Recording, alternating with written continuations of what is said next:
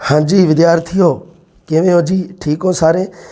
तुहाडा सारिਆਂ ਦਾ ਸਵਾਗਤ है रीड पंजाबी ਦੀ ਜਮਾਤ ਵਿੱਚ, ਜਿਹਦੇ ਵਿੱਚ ਆਪਾਂ ਗੱਲ ਕਰਾਂਗੇ ਅੱਜ ਰਸ ਬਾਰੇ। ਸਾਡੇ MCQ ਮਲਟੀਪਲ ਚੋਇਸ ਜਿਹੜੇ ਕੁਐਸਚਨ ਹੈ ਉਹਨਾਂ ਦੀ ਗੱਲ ਕਰਾਂਗੇ ਰਸ ਬਾਰੇ। ਰਸ ਹੈ ਜਿਹੜਾ ਇੱਕ ਮਹੱਤਵਪੂਰਨ ਟੌਪਿਕ ਹੈ, ਤੁਹਾਡੇ ਦੇ ਰੱਖਿਆ ਤਾਂ ਇਹ ਤੁਹਾਡੇ ਸਿਲੇਬਸ ਦੇ ਵਿੱਚ ਇਹ ਦਿੱਤਾ ਹੋਇਆ।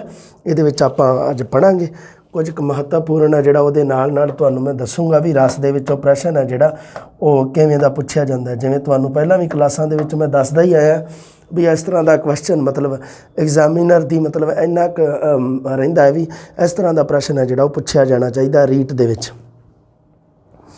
ਸੋ ਰੀਟ ਦੇ ਵਿੱਚ ਸਭ ਤੋਂ ਪਹਿਲਾਂ ਮੈਂ ਤੁਹਾਨੂੰ ਫਿਰ ਇੱਕ ਗੱਲ ਦੁਹਰਾ ਦੇਵਾਂ, ਰਿਪੀਟ ਕਰ ਦਿੰਦਾ ਇੱਥੇ ਫਿਰ ਕਿ ਰਸ ਦੇ ਬਾਰੇ ਵੀ ਬੇਸਿਕ ਨੌਲੇਜ ਹੋਣਾ ਤੁਹਾਡਾ ਬਹੁਤ ਜ਼ਰੂਰੀ ਹੈ।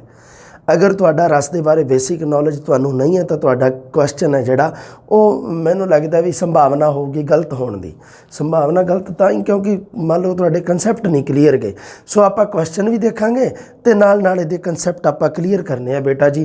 लो जी, सब तो पहला क्वेश्चन है जिहड़ा वो तुहाडे सामने है बेटा जी कि काव्य की आत्मा किस नूं मन्निया गया है। तुहानू पता ही है काव्य की आत्मा है जी रस नूं मन्निया गया। ओबवियसली एक कॉमन जिहा क्वेश्चन है ये भी रस नूं काव्य की आत्मा आखदे हन। तुसीं बहुत सारे विद्यार्थियों ने किताबां दे विच बुक्स दे विच पढ़िया होना है। सो काव्य की आत्मा है जी ओह रस है। तो यह भी तुसीं ध्यान दे विच रखना है भी रस सिद्धांत। अगला क्वेश्चन जिवें तुसीं थोड़ी जी निगाह मार लो, कॉमन क्वेश्चन है ना, तो इन्हां दी आपां वैसे ही कॉमन तरीके नाल ही गल करनी है। तो ये देखो अगला क्वेश्चन है जिहड़ा हैगा तुहाडा भी रस सिद्धांत का मोढी कौन है? भरत मुनि है जां वामन है जां रुद्रट है जां भम है। सो ये आपां मैं थोड़ी जी तुहानूं गल्लां कई क्लीयर करनी है। रस सिद्धांत का मोढी है जिहड़ा भरत मुनि है, जिन्हें एक ग्रंथ लिखिया सी जिहदा नाम है नाट्य शास्त्र। नाट शास्त्र जिन्हों आपां कह सकते हैं पंजाबी दे विच नाट शास्त्र, क्योंकि भरत मुनि के समय के साहित्य की रचना जी की जाती सी उहदे विच नाटक की रचना की जाती सी। इस करके उसने अपनी जी पुस्तक है वो नाटक के गुणों बारे लिखी है। खास करके तो नाटक नाल संबंधित है तो आम नॉर्मल करके ये किहदे नाल संबंधित है? साहित्य नाल संबंधित है। इस करके आम सधारण करके ये काव्य दे नाल संबंधित है, साहित्य नहीं काव्य दे नाल। सो रस का संबंध तुहानूं पता ही है काव्य दे नाल है, कविता दे नाल है। दूजे भाषा दूजे शब्दों मैं अगर कहां साडे छंद अलंकार रस इन्हां दा संबंध हैगा जी काव्य दे नाल। सो इहदे विच हुण इह की है भी रस सिद्धांत दा जिहड़ा मोढी सी भरत मुनि, इन्हें एक बुक लिखी, इन्हें एक ग्रंथ लिखिया नाट शास्त्र, जिहदे विच उसने रस सिद्धांत ते चर्चा की। उसने कहा सीगा भी रस है जिहड़ा वो काव्य दी आत्मा है। सो काव्य दी आत्मा निर्धारित की है, ये की है जी भरत मुनि ने। उन्हें कहा जी रस नूं काव्य दी आत्मा क्या है। देखो काव्य के बहुत सारे तत्त है। हर किसी भाषा विग्यानी ने साडे जिहड़े भारत दे विच जिन्ने भी होए उन्होंने की कीता अपने अपने तरीके नाल। किसी ने तो क्या भी अलंकार ज़्यादा महत्व है, किसी ने छंद ज़्यादा महत्व ज़्यादा वधिया इंपोर्टेंट दसे भी काव्य के वख-वख तत्तां दे विचों। ते भरत मुनि कहंदा नहीं जी रस सारिਆਂ तो उपर है, रस तां काव्य की आत्मा है। सो ये गल बिल्कुल है हाँ, क्योंकि भरत मुनि ने जिवें कहा कि रस है जिहड़ा वो काव्य की आत्मा है। रस सिद्धांत का मोढी है जिहड़ा मुख जिहड़ा हैगा मतलब मुੱਢ है जिहड़ा रस सिद्धांत का वो भरत मुनि तो बजदा है। मतलब रस की जिहड़ी तुसीं ऐ कह सकते हो भी रस का जिहड़ा शास्त्र है, रस की जिहड़ी विद्या है पढ़ाई है वो भरत मुनि तो शुरू होंदी है। हुण पहला तो एक थोड़ी जी ना गल समझो भी अगर तुसीं कहो सर रस का अर्थ की है, रस का मतलब हो सकता है तरल, है ना, तरल जिन्हों आपां लिक्विड कह दिंदे आ इंग्लिश के जिन्हों आपां लिक्विड कहने हैं, तरल पदार्थ हो सकता है। तरल होंदे दो तरह के पदार्थ, तरल रस जिमें। अच्छा हुण तरल पदार्थ किहड़े किहड़े हो सकते हैं भी जिमें आह पानी होया दुध होया ये तरल पदार्थों के विच भी आउंदे हैं ना, तुहानूं पता ही है। जिमें आम करके जिमें जिहड़ियां चीज़ां दा संबंध मनुख दे नाल है जां मनुखी शरीर दे नाल कह लो उहदे विच तरल पदार्थ हुंदे आ। जिमें हंझू पसीना ये तरल पदार्थ आ, पर ये चीज़ां विजिबल आ। हंझू आउंदे आ अखां दे विचों सानूं दिखदे आ, पसीना दिखाई दिंदा है इहदा पानी। पर रस है जिहड़ा ये भी एक तरल चीज़ है, ये दिखाई नहीं दिंदी क्योंकि रस अंदरूनी है। रस एक अंदरूनी है, रस की स्थिति अंदरों पैदा होंदी है। बस वो बाहरी तत्व है जिहड़े वो बस उन्हां दे प्रभाव करके जिवें मान लो कविता पढ़ी, कविता का प्रभाव पिया, काव्य का प्रभाव पिया ते अंदर जो मानसिक स्थिति जिहड़ी हुंदी है बस उन्होंने कह सकते हैं भी तुसीं ये रस है जी। रस है जिहड़ा ये अलौकिक है, ਤੇ ਬੰਦੇ ਦੇ ਅੰਦਰ ਵਾਪਰਦੀ ਇੱਕ ਕਿਰਿਆ ਅਲੌਕਿਕ ਹੈ। ਇੱਕ ਹੁੰਦੀ ਹੈ ਲੌਕਿਕ। ਲੌਕਿਕ ਚੀਜ਼ ਹੁੰਦੀ ਹੈ ਜਿਹੜੀ ਆਪਾਂ ਦੇਖ ਸਕੀਏ ਜਿਸ ਨੂੰ। ਅਲੌਕਿਕ ਹੁੰਦੀ ਹੈ ਜਿਹੜੀ ਚੀਜ਼ ਆਪਾਂ ਨੂੰ ਨਾ ਦਿਖੇ। ਰਸ ਹੈ ਜਿਹੜਾ ਇਸ ਨੂੰ ਦੇਖਿਆ ਨਹੀਂ ਜਾ ਸਕਦਾ, ਮਹਿਸੂਸ ਕੀਤਾ ਜਾ ਸਕਦਾ ਹੈ। ਰਸ ਹੈ ਜਿਹੜੀ। ਹੁਣ ਇੱਕ ਤੁਸੀਂ ਦੱਸੋ, ਹੁਣ ਦੱਸੋ ਤਾਂ ਕੀ ਹੈ, ਮੈਂ ਤੁਹਾਨੂੰ ਗੱਲ ਆਪ ਹੀ ਦੱਸ ਦਿੰਦਾ, ਤੁਸੀਂ ਤਾਂ ਚਲੋ ਸੁਣੋ ਤੁਸੀਂ ਧਿਆਨ ਨਾਲ। ਵੀ ਤੁਸੀਂ ਕਹਿੰਦੇ ਹੋ ਵੀ ਭਾਵ ਸੁੰਦਰਤਾ ਜਿਹੜਾ ਇੱਕ ਹੈਗਾ ਹੈ ਨਾ, ਤੁਹਾਡੇ ਇੱਕ ਟੌਪਿਕ ਦੇ ਰੱਖਿਆ ਜਿਵੇਂ ਰੀਟ ਦੇ ਸਿਲੇਬਸ ਦੇ ਵਿੱਚ ਭਾਵ ਸੁੰਦਰਤਾ, ਵਿਚਾਰ ਸੁਹਜ ਇਹ ਦੇ ਰੱਖਿਆ। ਹੁਣ ਭਾਵ ਰਸ ਦਾ ਸੰਬੰਧ ਹੈਗਾ ਭਾਵਾਂ ਦੇ ਨਾਲ। ਰਸ ਦਾ ਸੰਬੰਧ ਕਿਹਦੇ ਨਾਲ ਹੈ? ਭਾਵਾਂ ਦੇ ਨਾਲ ਹੈ। ਭਾਵ ਫੀਲਿੰਗਸ ਜਾਂ ਕਹਿ ਸਕਦੇ ਹਾਂ ਜਿਹਨੂੰ ਆਪਾਂ ਜਿਨ੍ਹਾਂ ਨੂੰ ਭਾਵ ਜਿਵੇਂ ਦਾ ਪ੍ਰਗਟ ਹੋਊਗਾ ਕਵਿਤਾ ਦੇ ਵਿੱਚ ਉਵੇਂ ਦਾ ਹੀ ਰਸ ਹੋਊਗਾ। ਭਾਵਾਂ ਦਾ ਸੰਬੰਧ ਰਸ ਦੇ ਨਾਲ ਹੈ, ਰਸ ਦਾ ਸੰਬੰਧ ਭਾਵਾਂ ਦੇ ਨਾਲ ਹੈ। ਜਿਵੇਂ ਤੁਸੀਂ ਮਰਜ਼ੀ ਕਹਿ ਲਓ ਇਸ ਗੱਲ ਨੂੰ। ਦੇਖੋ ਕਿਵੇਂ, ਮੰਨ ਲਓ ਕਵਿਤਾ ਸੀਗੀ ਬੀਰ ਰਸੀ ਕਵਿਤਾ, ਉਹਨੂੰ ਪੜ੍ਹ ਕੇ ਤੁਹਾਡੇ ਅੰਦਰ ਭਾਵ ਪੈਦਾ ਹੋਊਗਾ ਜੋਸ਼ ਵਾਲਾ। ਮੰਨ ਲਓ ਕੋਈ ਦੁੱਖ ਵਾਲੀ ਕਵਿਤਾ ਸੀ, ਉਹਨੂੰ ਪੜ੍ਹ ਕੇ ਤੁਹਾਡੇ ਮਨ ਦੇ ਵਿੱਚ ਕਰੁਣਾ ਦਾ ਭਾਵ ਪ੍ਰਗਟ ਹੋਊਗਾ। ਮੰਨ ਲਓ ਕੋਈ ਕਟਾਕਸ਼ ਜਾਂ ਵਿਅੰਗ ਵਾਲੀ ਕਵਿਤਾ ਸੀਗੀ, ਤਾਂ ਉਹਨੂੰ ਪੜ੍ਹ ਕੇ ਤੁਹਾਡੇ ਮਨ ਦੇ ਵਿੱਚ ਇੱਕ ਹਾਸਾ ਜਿਹਾ ਪੈਦਾ ਹੋਊਗਾ, ਹੈ ਨਾ। ਕਟਾਕਸ਼ ਜਾਂ ਵਿਅੰਗ ਜਿਹੜਾ ਹੁੰਦਾ ਹੈ, ਜਾਂ ਮੰਨ ਲਓ ਕੋਈ ਹਾਸੇ ਦਾ ਹਾਸ ਰਸ ਵਾਲੀ ਕਵਿਤਾ ਹੋਗੀ, ਉਹਨੂੰ ਪੜ੍ਹ ਕੇ ਤੁਹਾਨੂੰ ਹਾਸੇ ਦਾ ਭਾਵ ਪੈਦਾ ਹੋਊਗਾ। ਇਸ ਤਰ੍ਹਾਂ ਹੁੰਦਾ ਹੈ। ਮਤਲਬ ਕੀ ਹੈ, ਕਵਿਤਾ ਦੇ ਵਿੱਚ ਜਿਵੇਂ ਦਾ ਭਾਵ ਪ੍ਰਗਟ ਕੀਤਾ ਹੋਊਗਾ ਉਸ ਭਾਵ ਦੇ ਅਨੁਸਾਰ ਹੀ ਮਨੁੱਖ ਦੇ ਅੰਦਰ ਰਸ ਪੈਦਾ ਹੁੰਦਾ ਹੈ। ਇਹ ਚੀਜ਼ ਹੈ। ਰਸ ਦਾ ਸੰਬੰਧ ਹੈ ਜਿਹੜਾ ਉਹ ਭਾਵਾਂ ਦੇ ਨਾਲ ਹੈ। ਇਸੇ ਕਰਕੇ ਹੀ ਤਾਂ ਸਥਾਈ ਭਾਵਾਂ ਦਾ ਸੰਬੰਧ ਜੋੜਿਆ ਜਾਂਦਾ ਰਸ ਦੇ ਨਾਲ।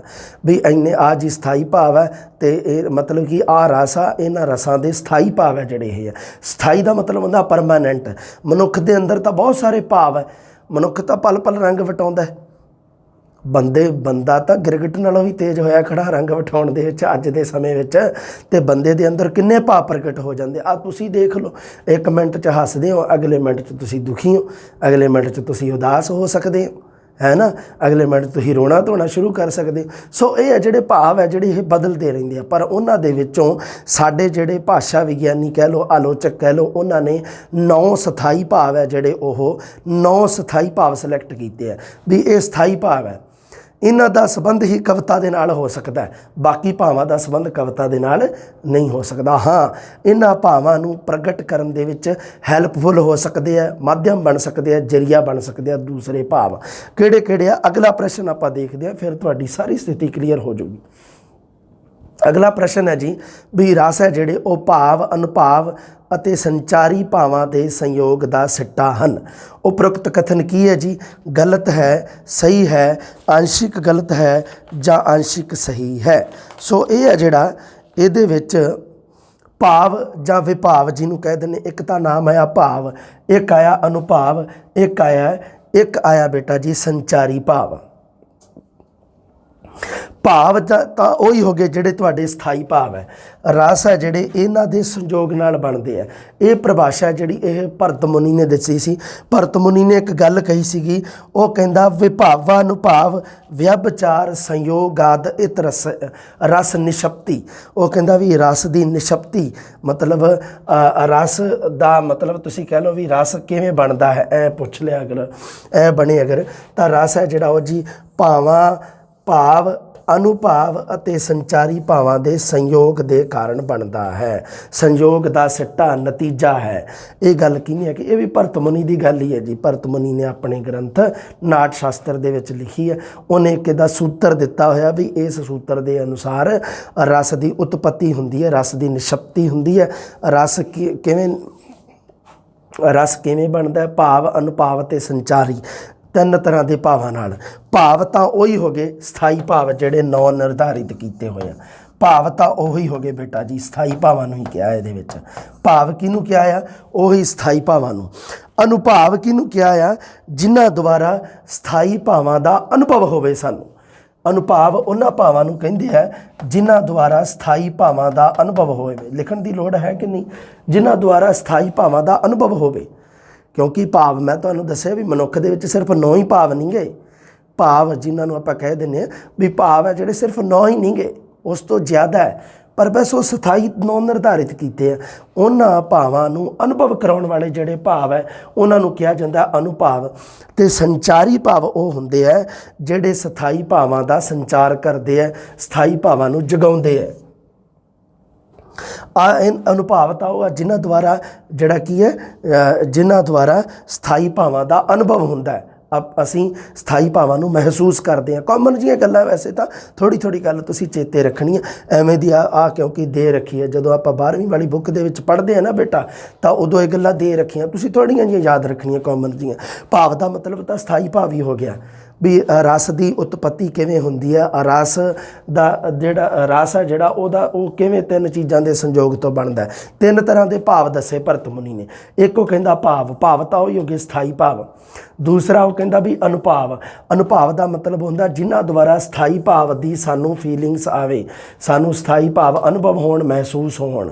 ਸੰਚਾਰੀ ਭਾਵ ਉਹ ਹੁੰਦੇ ਹੈ ਜੋ ਸਾਡੇ ਸਥਾਈ ਭਾਵਾਂ ਨੂੰ ਜਗਾਉਂਦੇ ਹੈ, ਉਹਨਾਂ ਨੂੰ ਮਤਲਬ ਸਥਾਈ ਭਾਵਾਂ ਦਾ ਸੰਚਾਰ ਕਰਦੇ ਹੈ, ਸੰਚਾਰੀ ਭਾਵ ਹੋ ਗਏ। ਲਓ ਜੀ, ਇਹ ਗੱਲ ਬਿਲਕੁਲ ਸਹੀ ਹੈ। ਇਹ ਕਥਨ ਹੈ ਜਿਹੜਾ ਉਪਰੋਕਤ ਕਥਨ ਸਹੀ ਹੈ। ਇਹ ਪ੍ਰਸ਼ਨ ਥੋੜ੍ਹਾ ਜਿਹਾ ਹਾਰਡ ਸੀਗਾ ਪਰ ਚੇਤੇ ਤੁਸੀਂ ਰੱਖਣਾ ਕਿਉਂਕਿ ਇਹ ਸਾਡੀ 12ਵੀਂ ਵਾਲੀ ਬੁੱਕ ਦੇ ਵਿੱਚ ਜਿਹੜੇ ਰਸ ਦਿੱਤੇ ਆ ਉਹਦੇ ਵਿੱਚ ਦੇ ਰੱਖਿਆ। ਸੋ ਇਹ ਪ੍ਰਸ਼ਨ ਦਾ ਸਹੀ ਉੱਤਰ ਹੈ ਜਿਹੜਾ ਉਹ ਹੈਗਾ ਜੀ ਉਪਰੋਕਤ ਕਥਨ ਸਹੀ ਹੈ। ਇਹ ਥੋੜ੍ਹਾ ਜਿਹਾ ਪ੍ਰਸ਼ਨ ਤੁਸੀਂ ਧਿਆਨ ਦੇ ਵਿੱਚ ਰੱਖਣਾ। ਹਾਂਜੀ, ਰਸ ਕਿੰਨੇ ਪ੍ਰਕਾਰ ਦੇ ਹਨ? ਰਸ ਹੈ ਜੀ 9 ਪ੍ਰਕਾਰ ਦੇ। ਬਿਲਕੁਲ ਸਹੀ ਹੈ, ਹੈ ਨਾ। ਤੁਸੀਂ ਪੜ੍ਹੇ ਹੋਣੇ। ਆਪਾਂ ਨਾ ਥੋੜ੍ਹੀ ਜਿਹੀ ਇੱਕ ਵਾਰੀ ਇਹ ਪ੍ਰਸ਼ਨ ਦੇਖ ਲਈਏ, ਉਸ ਤੋਂ ਬਾਅਦ 12ਵੀਂ ਵਾਲੀ ਬੁੱਕ ਦੇ ਵਿੱਚ ਜਿਹੜੀ ਦੇ ਰੱਖੀ ਹੈ ਨਾ, ਮੈਂ ਉਹਦੇ ਵਿੱਚ ਤੁਹਾਨੂੰ ਡਾਇਰੈਕਟ ਦੱਸ ਦੂੰਗਾ ਵੀ ਆਹ ਚੀਜ਼ਾਂ ਤੁਸੀਂ ਚੇਤੇ ਰੱਖਣੀਆਂ। ਬਸ ਉਸ ਤੋਂ ਬਾਹਰ ਪ੍ਰਸ਼ਨ ਨਹੀਂ ਜਾਊਗਾ। ਠੀਕ ਹੈ, ਗੱਲ ਕਲੀਅਰ ਹੋ ਗਈ। ਹਾਂਜੀ, ਰਸ ਦੇ ਕਿੰਨੇ ਪ੍ਰਕਾਰ ਹਨ? ਰਸ 9 ਪ੍ਰਕਾਰ ਦੇ ਹੈ ਜੀ। ਤੁਹਾਨੂੰ ਪਤਾ ਹੀ ਆ, ਹੌਲੀ ਹੌਲੀ ਨਾਮ ਸਾਰਿਆਂ ਦੇ ਆ ਜਾਣਗੇ। ਦੇਖ ਲਓ, ਪਹਿਲਾਂ ਤਾਂ ਜਿਵੇਂ ਸ਼ਿੰਗਾਰ ਰਸ ਹੈ। ਸ਼ਿੰਗਾਰ ਰਸ ਜਦੋਂ ਕਵਿਤਾ ਦੇ ਵਿੱਚ ਸੰਯੋਗ ਜਾਂ ਵਿਯੋਗ ਦਾ ਭਾਵ ਪ੍ਰਗਟ ਹੋਵੇ ਉਸ ਨੂੰ ਕਿਹਾ ਜਾਂਦਾ ਹੈ ਸ਼ਿੰਗਾਰ ਰਸ। ਜੇ ਤਾਂ ਵਿਯੋਗ ਦਾ ਭਾਵ ਪ੍ਰਗਟ ਤਾਂ ਵਿਯੋਗ ਸ਼ਿੰਗਾਰ ਰਸ ਹੈ, ਜੇ ਸੰਯੋਗ ਦਾ ਭਾਵ ਪ੍ਰਗਟ ਹੋਵੇ ਤਾਂ ਸੰਯੋਗ ਸ਼ਿੰਗਾਰ ਰਸ ਹੈ। ਬਿਲਕੁਲ ਕਾਮਨ ਜੀ ਗੱਲ ਹੈ, ਕੋਈ ਦਿੱਕਤ ਨਹੀਂ। ਹਾਂਜੀ, ਤਾਂ ਸ਼ਿੰਗਾਰ ਰਸ ਦਾ ਸਥਾਈ ਭਾਵ ਹੈ, ਮਤਲਬ ਜਦੋਂ ਕਵਿਤਾ ਦੇ ਵਿੱਚ ਸ਼ਿੰਗਾਰ ਰਸ ਦਿੱਤਾ ਹੋਵੇ ਉਦੋਂ ਮਨੁੱਖ ਦੇ ਮਨ ਵਿੱਚ ਕਿਹੜਾ ਭਾਵ ਪ੍ਰਗਟ ਹੋਊਗਾ? ਉਹ ਹੋਊਗਾ ਜੀ ਪ੍ਰੀਤ। ਦੇਖੋ, ਮੰਨ ਲਓ ਜਿਹੜਾ ਕੋਈ ਪਿਆਰਾ ਪ੍ਰੀਤਮ ਹੈ, ਉਸ ਦੀ ਮਿਲਣੀ ਜਾਂ ਉਸ ਦੀ ਵਿਛੜਨੀ ਦੇ ਵਿੱਚ ਸਾਨੂੰ ਕਿਹੜਾ ਅਨੁਭਵ ਹੋਊਗਾ, ਕਿਹੜਾ ਭਾਵ ਪ੍ਰਗਟ ਹੋਊਗਾ? ਹਾਸਾ ਤਾਂ ਨਹੀਂ ਆਊਗਾ, ਨਾ ਹੀ ਉਤਸ਼ਾਹ ਹੋਊਗਾ, ਬਿਲਕੁਲ ਨਹੀਂ ਹੋਊਗਾ, ਨਾ ਹੀ ਵਿਸਮੈ। ਵਿਸਮੈ ਦਾ ਮਤਲਬ ਹੁੰਦਾ ਹੈਰਾਨੀ, ਨਾ ਤਾਂ ਹੈਰਾਨੀ ਹੋਊਗੀ। ਸਾਨੂੰ ਕੀ ਹੋਊਗਾ? ਪ੍ਰੀਤ ਦਾ ਭਾਵ, ਪ੍ਰੇਮ ਦਾ ਭਾਵ ਪ੍ਰਗਟ ਹੋਊਗਾ। ਇਸ ਕਰਕੇ ਸ਼ਿੰਗਾਰ ਰਸ ਦਾ ਸਥਾਈ ਭਾਵ ਹੈ ਜਿਹੜਾ ਪ੍ਰੇਮ ਹੈ। ਤੁਸੀਂ ਇੱਕ ਗੱਲ ਧਿਆਨ ਦੇ ਵਿੱਚ ਰੱਖਣੀ ਹੈ, ਪ੍ਰਸ਼ਨ ਜੇ ਤੁਹਾਨੂੰ ਕਾਮਨ ਪ੍ਰਸ਼ਨ ਨਹੀਂ ਪਤਾ ਤਾਂ ਤੁਸੀਂ ਕੋਈ ਕਿੰਨਾ ਵੀ ਡੂੰਘਾ ਨੌਲੇਜ ਰਸ ਦਾ ਲੈ ਲਿਓ, ਤੁਹਾਡਾ ਕਿਸੇ ਕੰਮ ਨਹੀਂ ਆਉਣਾ। ਰੀਟ ਦੇ ਵਿੱਚ ਮੈਂ ਗੱਲ ਕਰ ਰਿਹਾ, ਬਾਕੀ ਐਗਜ਼ਾਮ 'ਚ ਨਹੀਂ ਗੱਲ ਕਰ ਰਿਹਾ ਮੈਂ। ਇਸ ਮੌਕੇ ਫੋਕਸ ਮੇਰਾ ਸਿਰਫ ਰੀਟ 'ਤੇ ਹੈ। ਸਥਾਈ ਭਾਵ ਰਸ ਅਤੇ ਉਹਨਾਂ ਦੇ ਸਥਾਈ ਭਾਵ ਤੁਸੀਂ ਚੇਤੇ ਰੱਖਣੇ ਆ। ਪ੍ਰਸ਼ਨ ਪੱਕਾ ਉੱਥੋਂ ਪੁੱਛੂਗਾ। ਠੀਕ ਹੈ, ਇਹ ਗੱਲ ਤੁਸੀਂ ਚੇਤੇ ਰੱਖਣੀ ਹੈ। ਰਸ 9 ਲਿਖੋ, ਉਹਨਾਂ ਦੇ ਸਥਾਈ ਭਾਵ। ਸ਼ਿੰਗਾਰ ਰਸ ਦਾ ਸਥਾਈ ਭਾਵ ਕੀ ਹੈ ਜੀ? ਪ੍ਰੀਤ ਜਾਂ ਪ੍ਰੇਮ। ਠੀਕ ਹੈ ਜੀ, ਬਿਲਕੁਲ ਗੱਲ ਕਲੀਅਰ ਹੋ ਗਈ। ਘਰਣਾ ਦਾ ਭਾਵ ਕਿਸ ਰਸ ਤੋਂ ਉਪਜਦਾ? ਅਗਲਾ ਪ੍ਰਸ਼ਨ ਮੈਂ ਦੇ ਰੱਖਿਆ, ਉਹ ਕੀ ਹੈ ਵੀ ਘ੍ਰਿਣਾ ਦਾ ਭਾਵ ਹੈ ਜਿਹੜਾ ਉਹ ਕਿਸ ਰਸ ਤੋਂ ਉਪਜਦਾ ਹੈ? ਘ੍ਰਿਣਾ ਮਤਲਬ ਨਫ਼ਰਤ ਜਿਹਨੂੰ ਆਪਾਂ ਕਹਿ ਦਿੰਦੇ ਹਾਂ। ਘ੍ਰਿਣਾ ਦਾ ਭਾਵ ਕਿਸ ਰਸ ਦੇ ਵਿੱਚੋਂ ਉਪਜਦਾ ਹੈ?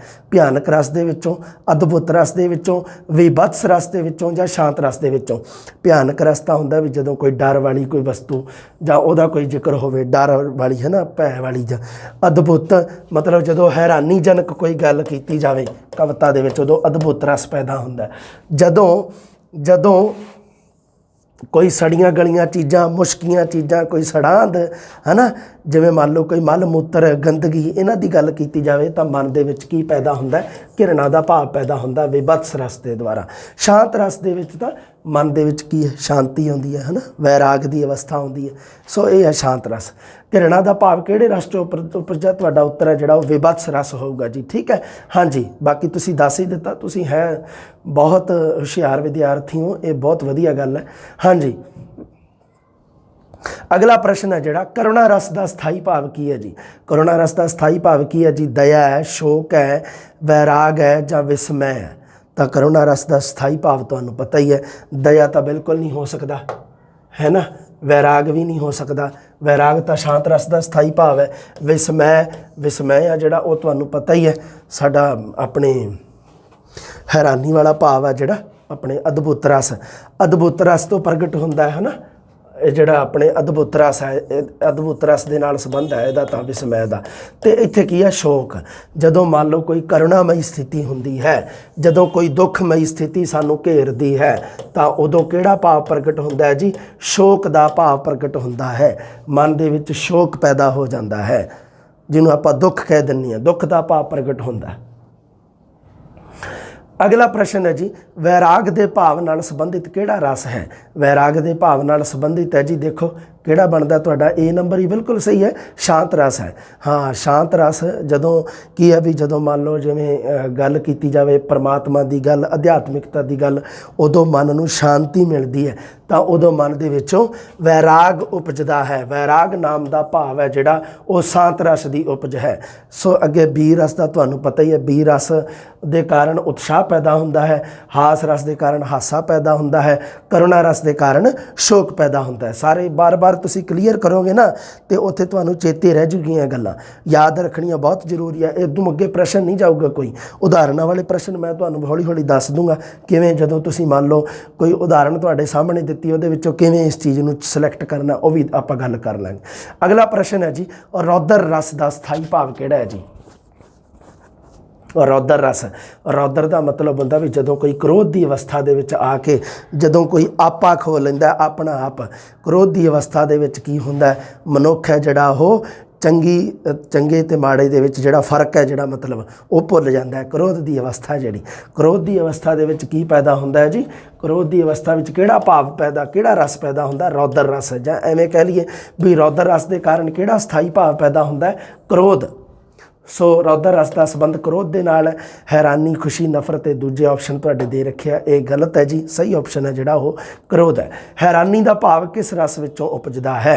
सो हैरानी का भाव है जिहड़ा बिल्कुल सही है, क्वेश्चन का उत्तर तुसीं दे ही दिता भी बस दे विचों नहीं उपजदा ते ना ही श्रृंगार रस दे विचों उपजदा है, ना ही करुणा रस दे विचों। तो हैरानी का भाव है जिहड़ा वो अद्भुत रस दे विचों उपजदा है। जदों कोई हैरानीजनक गल्लां, हैरानीजनक वस्तु, हैरानीजनक चीज़ हो जाए जिवें कोई, तो उदों की है भी आप मतलब की है भी उदों किहड़ा जिहड़ा उदों हैरानी का भाव जदों पैदा होंदा है, इहदा मतलब कविता दे विच अद्भुत रस है। जां दूसरे शब्दां विच कविता दे विच जे अद्भुत रस पैदा, अद्भुत रस नाल संबंधित लिखी है कविता, तो जदों आपां उहनूं पढ़ांगे तो उदों साडे मन दे विच हैरानी का भाव प्रगट होंदा है। सो जिहड़े की है गल की है मुक्कदी गल इह है भी रस ते भाव एक दूजे नाल जुड़े हुए हैं। हाँ जी, आ देखो हुण एक उदाहरण दे रखा है। अगला प्रश्न है जिहड़ा एक उदाहरण वाला दिता होया, सरगी वर्गे मूँह दे बाझों किहड़े कम सवेरा ने यादां भेजें आप ना आवें ये कईयां दिलबरियां ने। सो इहदे विच की है चलो पहली पंक्ति चों ना पता लग्या होगा तुहानूं, दूसरी पंक्ति ध्यान नाल पढ़ लो। यादां भेजें आप ना आवें ये कईयां दिलबरियां ने, भी तू अपनियां यादां भेज रहा आप तू आ नहीं रहा ये कईयां दिलबरियां ने। इहदे विचों भाव प्रगट हो रहा विछोड़े की गल कर रहा इत्थे भी विछोड़ा है, भी यादां आ रही वो आप नहीं आ रहा जिहड़ा प्रेमी है जो। तो इहदा मतलब की है भी ये विछोड़ा है बेटा जी, विछोड़े का भाव प्रगट हो गया। इहदा मतलब की है हुण रस पहचानना बहुत सौखा है। विछोड़े की अवस्था जदों हुंदी है तो उदों आपां की कह दिंदे आ, विछोड़ा मतलब वियोग, वियोग श्रृंगार रस है जी ये, ठीक है। वियोग का भाव, विछोड़े का भाव श्रृंगार रस दे विच हुंदा है, उस तो भी अगे वियोग श्रृंगार रस है। जिथे वजदी बदल वांगू गजदी डांग मेरे निक्के वीर दी, ये है जिहड़ा एक लोक गीत है, एक ओहदा एक मतलब इहदे विच किहड़ा रस है? इहदे विच रस हैगा जी, देखो एक ना मतलब की है एक भैन है जिहड़ी वो अपने भरा दी ताकत ते माण करदी है, क्योंकि भैणां दा तां माण हुंदा ही है भरा है ना। सो एक भैन है जिहड़ी एक लोक गीत के द्वारा अपने भरा की शक्ति नूं प्रदर्शन कर रही। की कह रही है? कहंदी जिथे वजदी बदल वांगू गजदी डांग मेरे निक्के वीर दी। सो इत्थे की है भी ओहदी मतलब की है भी ताकत की गल कीती गई है। सो इहदे विच किहड़ा आऊगा जी? बी रस आऊगा। बाकी तो बाणी नहीं रहे, इत्थे भयानक कोई डरन वाली कोई गल नहीं, इस इहदे विच शांत रस भी नहीं गा, रौदर रस भी नहीं गा, क्रोध की कोई अवस्था नहीं गी। इहदे विच की है बी रस दी है, मतलब उत्साह भरी गल है, जोश। अखां दे विच छलकण अथरू हिक्कां दे विच आहां, उन्हां दियां अखां दे विच अथरू छलक रहे है। कोई ये चीज़ां मैटर ही नहीं करदियां भी तू ये कविता कित्थों लई गई है, किन्ने है। बस तुसी सीधा उहदी कविता दी सतर पढ़ो तो उहदे तो पहचानो। अगर तुहानूं अर्थ थोड़ा जिहा भी पता है इन्हां नाल ही क्लीयर हो जूगी स्थिति। देखो अखां दे विच छलकण अथरू, इहदा अर्थ बनदा भी अखां दे विच हंझू छलक रहे है, गल क्लीयर। दूसरी वेखो हिक्कां दे विच आहां, हिक मतलब सीने है जिहड़े उन्हां दे विच ਆਹ ਮਤਲਬ ਆਹ ਭਰ ਰਹੇ ਹੈ। ਆਹ ਭਰਨੀ ਦਾ ਮਤਲਬ ਹੁੰਦਾ ਦੁਖੀ ਹੋਣ ਦੀ ਅਵਸਥਾ ਹੋਣਾ। ਆਹ ਭਰਨੀਆਂ ਹਿੱਕਾਂ ਜਿਹੜੀਆਂ ਸੀਨੇ ਦੇ ਵਿੱਚ, ਆਹ ਜਿਹੜੀ ਮਤਲਬ ਕੀ ਆ ਵੀ ਆਹ ਮਤਲਬ ਦੁਖੀ ਹੋਣ ਦੀ ਅਵਸਥਾ ਜਿਹੜੀ ਉਹਨੂੰ ਪ੍ਰਦਰਸ਼ਨ ਕੀਤਾ। ਸੋ ਇਹਦੇ ਵਿੱਚ ਕਿਹੜਾ ਰਸ ਹੈ? ਇਹਨਾਂ 17 ਵਿੱਚ ਕਾਮਨ ਜੀ ਗੱਲ ਹੈ, ਦੁੱਖ ਦੀ ਅਵਸਥਾ ਆ ਰਹੀ ਹੈ।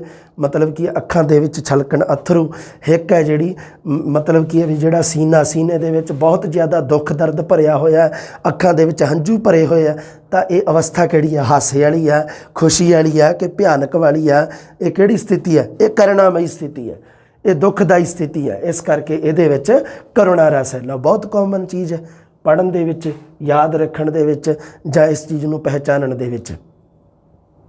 ਅਗਲਾ ਪ੍ਰਸ਼ਨ ਦੇਖੋ, चिड़ियों से मैं बाज तड़ाऊँ तब गोबिंद सिंह नाम कहाऊँ।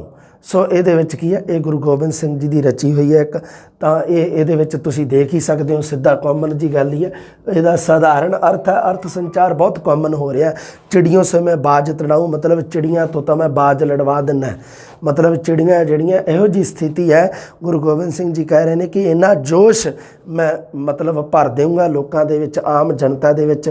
ਤਾਂ ਉਹਦੇ ਨਾਲ ਕੀ ਹੋਗਾ ਵੀ ਚਿੜੀਆਂ ਵੀ ਆ ਕਿਸੇ ਸਮੇਂ ਮਤਲਬ ਵਿਪਤਾ ਦੇ ਸਮੇਂ ਚਿੜੀਆਂ ਵੀ ਬਾਜਾਂ ਦੇ ਨਾਲ ਭਿੜ ਜਾਣਗੀਆਂ। ਸੋ ਇਹ ਸਥਿਤੀ ਹੈ ਜਿਹੜੀ ਤਬੈ ਗੋਬਿੰਦ ਸਿੰਘ ਨਾਮ ਕਮਾਓ। ਹੁਣ ਚਿੜੀਆਂ ਨਾਲ ਬਾਜ ਦੀ ਲੜਾਈ, ਇਹ ਕਿਹੜੀ ਅਵਸਥਾ ਹੈ ਜੀ? ਇਹ ਵੀਰ ਰਸ ਦੀ ਅਵਸਥਾ ਹੈ। ਠੀਕ ਹੈ ਜੀ। ਹਾਂ, ਅਗਲਾ ਪ੍ਰਸ਼ਨ ਦੇਖੋ, ਅਗਲਾ ਉਦਾਹਰਣ ਦੇਖੋ। ਸਿਰ ਤਰ ਖੋਜ ਉੱਤੇ ਗਸ਼ ਆਇਆ, ਮੌਤ ਸੱਸੀ ਦੀ ਆਈ। ਖੁਸ਼ ਰਹੋ ਯਾਰ ਅਸਾਂ ਤੁਧ ਕਾਰਨ, ਥਲ ਵਿੱਚ ਜਾਨ ਗਵਾਈ। ਮੈਂ ਤੁਹਾਨੂੰ ਦੱਸਿਆ ਸੀਗਾ ਵੀ ਸੱਸੀ ਹਾਸ਼ਮ ਜਿਹੜਾ ਕਿੱਸਾ ਲਿਖਿਆ, ਹਾਸ਼ਮ ਸ਼ਾਹ ਨੇ ਕਿੱਸਾ ਲਿਖਿਆ ਸੱਸੀ ਪੁੰਨੂ ਕਿੱਸਾ ਲਿਖਿਆ। ਨਾਮ ਕਵੀ ਦਾ ਹੈਗਾ ਹਾਸ਼ਮ ਸ਼ਾਹ, ਉਹਨੇ ਲਿਖਿਆ। ਉਹਨੇ ਕੀ ਹੈ? ਸੱਸੀ ਦੀ ਮੌਤ ਦਾ ਜਿਹੜਾ ਦ੍ਰਿਸ਼ ਹੈ ਉਹ ਬਹੁਤ ਹੀ ਕਰੁਣਾਮਈ ਦੁੱਖਦਾਈ ਸਥਿਤੀ ਦੇ ਵਿੱਚ ਲਿਖਿਆ। ਇਹਦਾ ਮਤਲਬ ਇਹ ਹੈ ਵੀ ਹੁਣ ਤੁਹਾਨੂੰ ਇੱਕ ਤਾਂ ਵੈਸੇ ਹੀ ਪਤਾ ਲੱਗ ਜਾਣਾ ਵੀ ਕਰੁਣਾਮਈ ਸਥਿਤੀ ਹੈ। ਪਰ ਇਹ ਕੀ ਆ ਵੀ ਇਹ ਕਿਉਂਕਿ ਆਪਣੀ 11ਵੀਂ ਵਾਲੀ ਬੁੱਕ ਹੈ ਜਿਹੜੀ ਉਹਦੇ ਵਿੱਚ ਦੇ ਰੱਖਿਆ ਸੀ ਇਹ, ਤਾਂ ਇਹ ਫਿਰ ਮੈਨੂੰ ਐਵੇਂ ਜ਼ਰੂਰੀ ਹੋ ਗਿਆ। ਮੈਂ ਕਿਹਾ ਵੀ ਇਹ ਬਹੁਤ ਜ਼ਰੂਰੀ ਹੈ ਤੁਹਾਨੂੰ ਕਰਵਾਉਣੀ।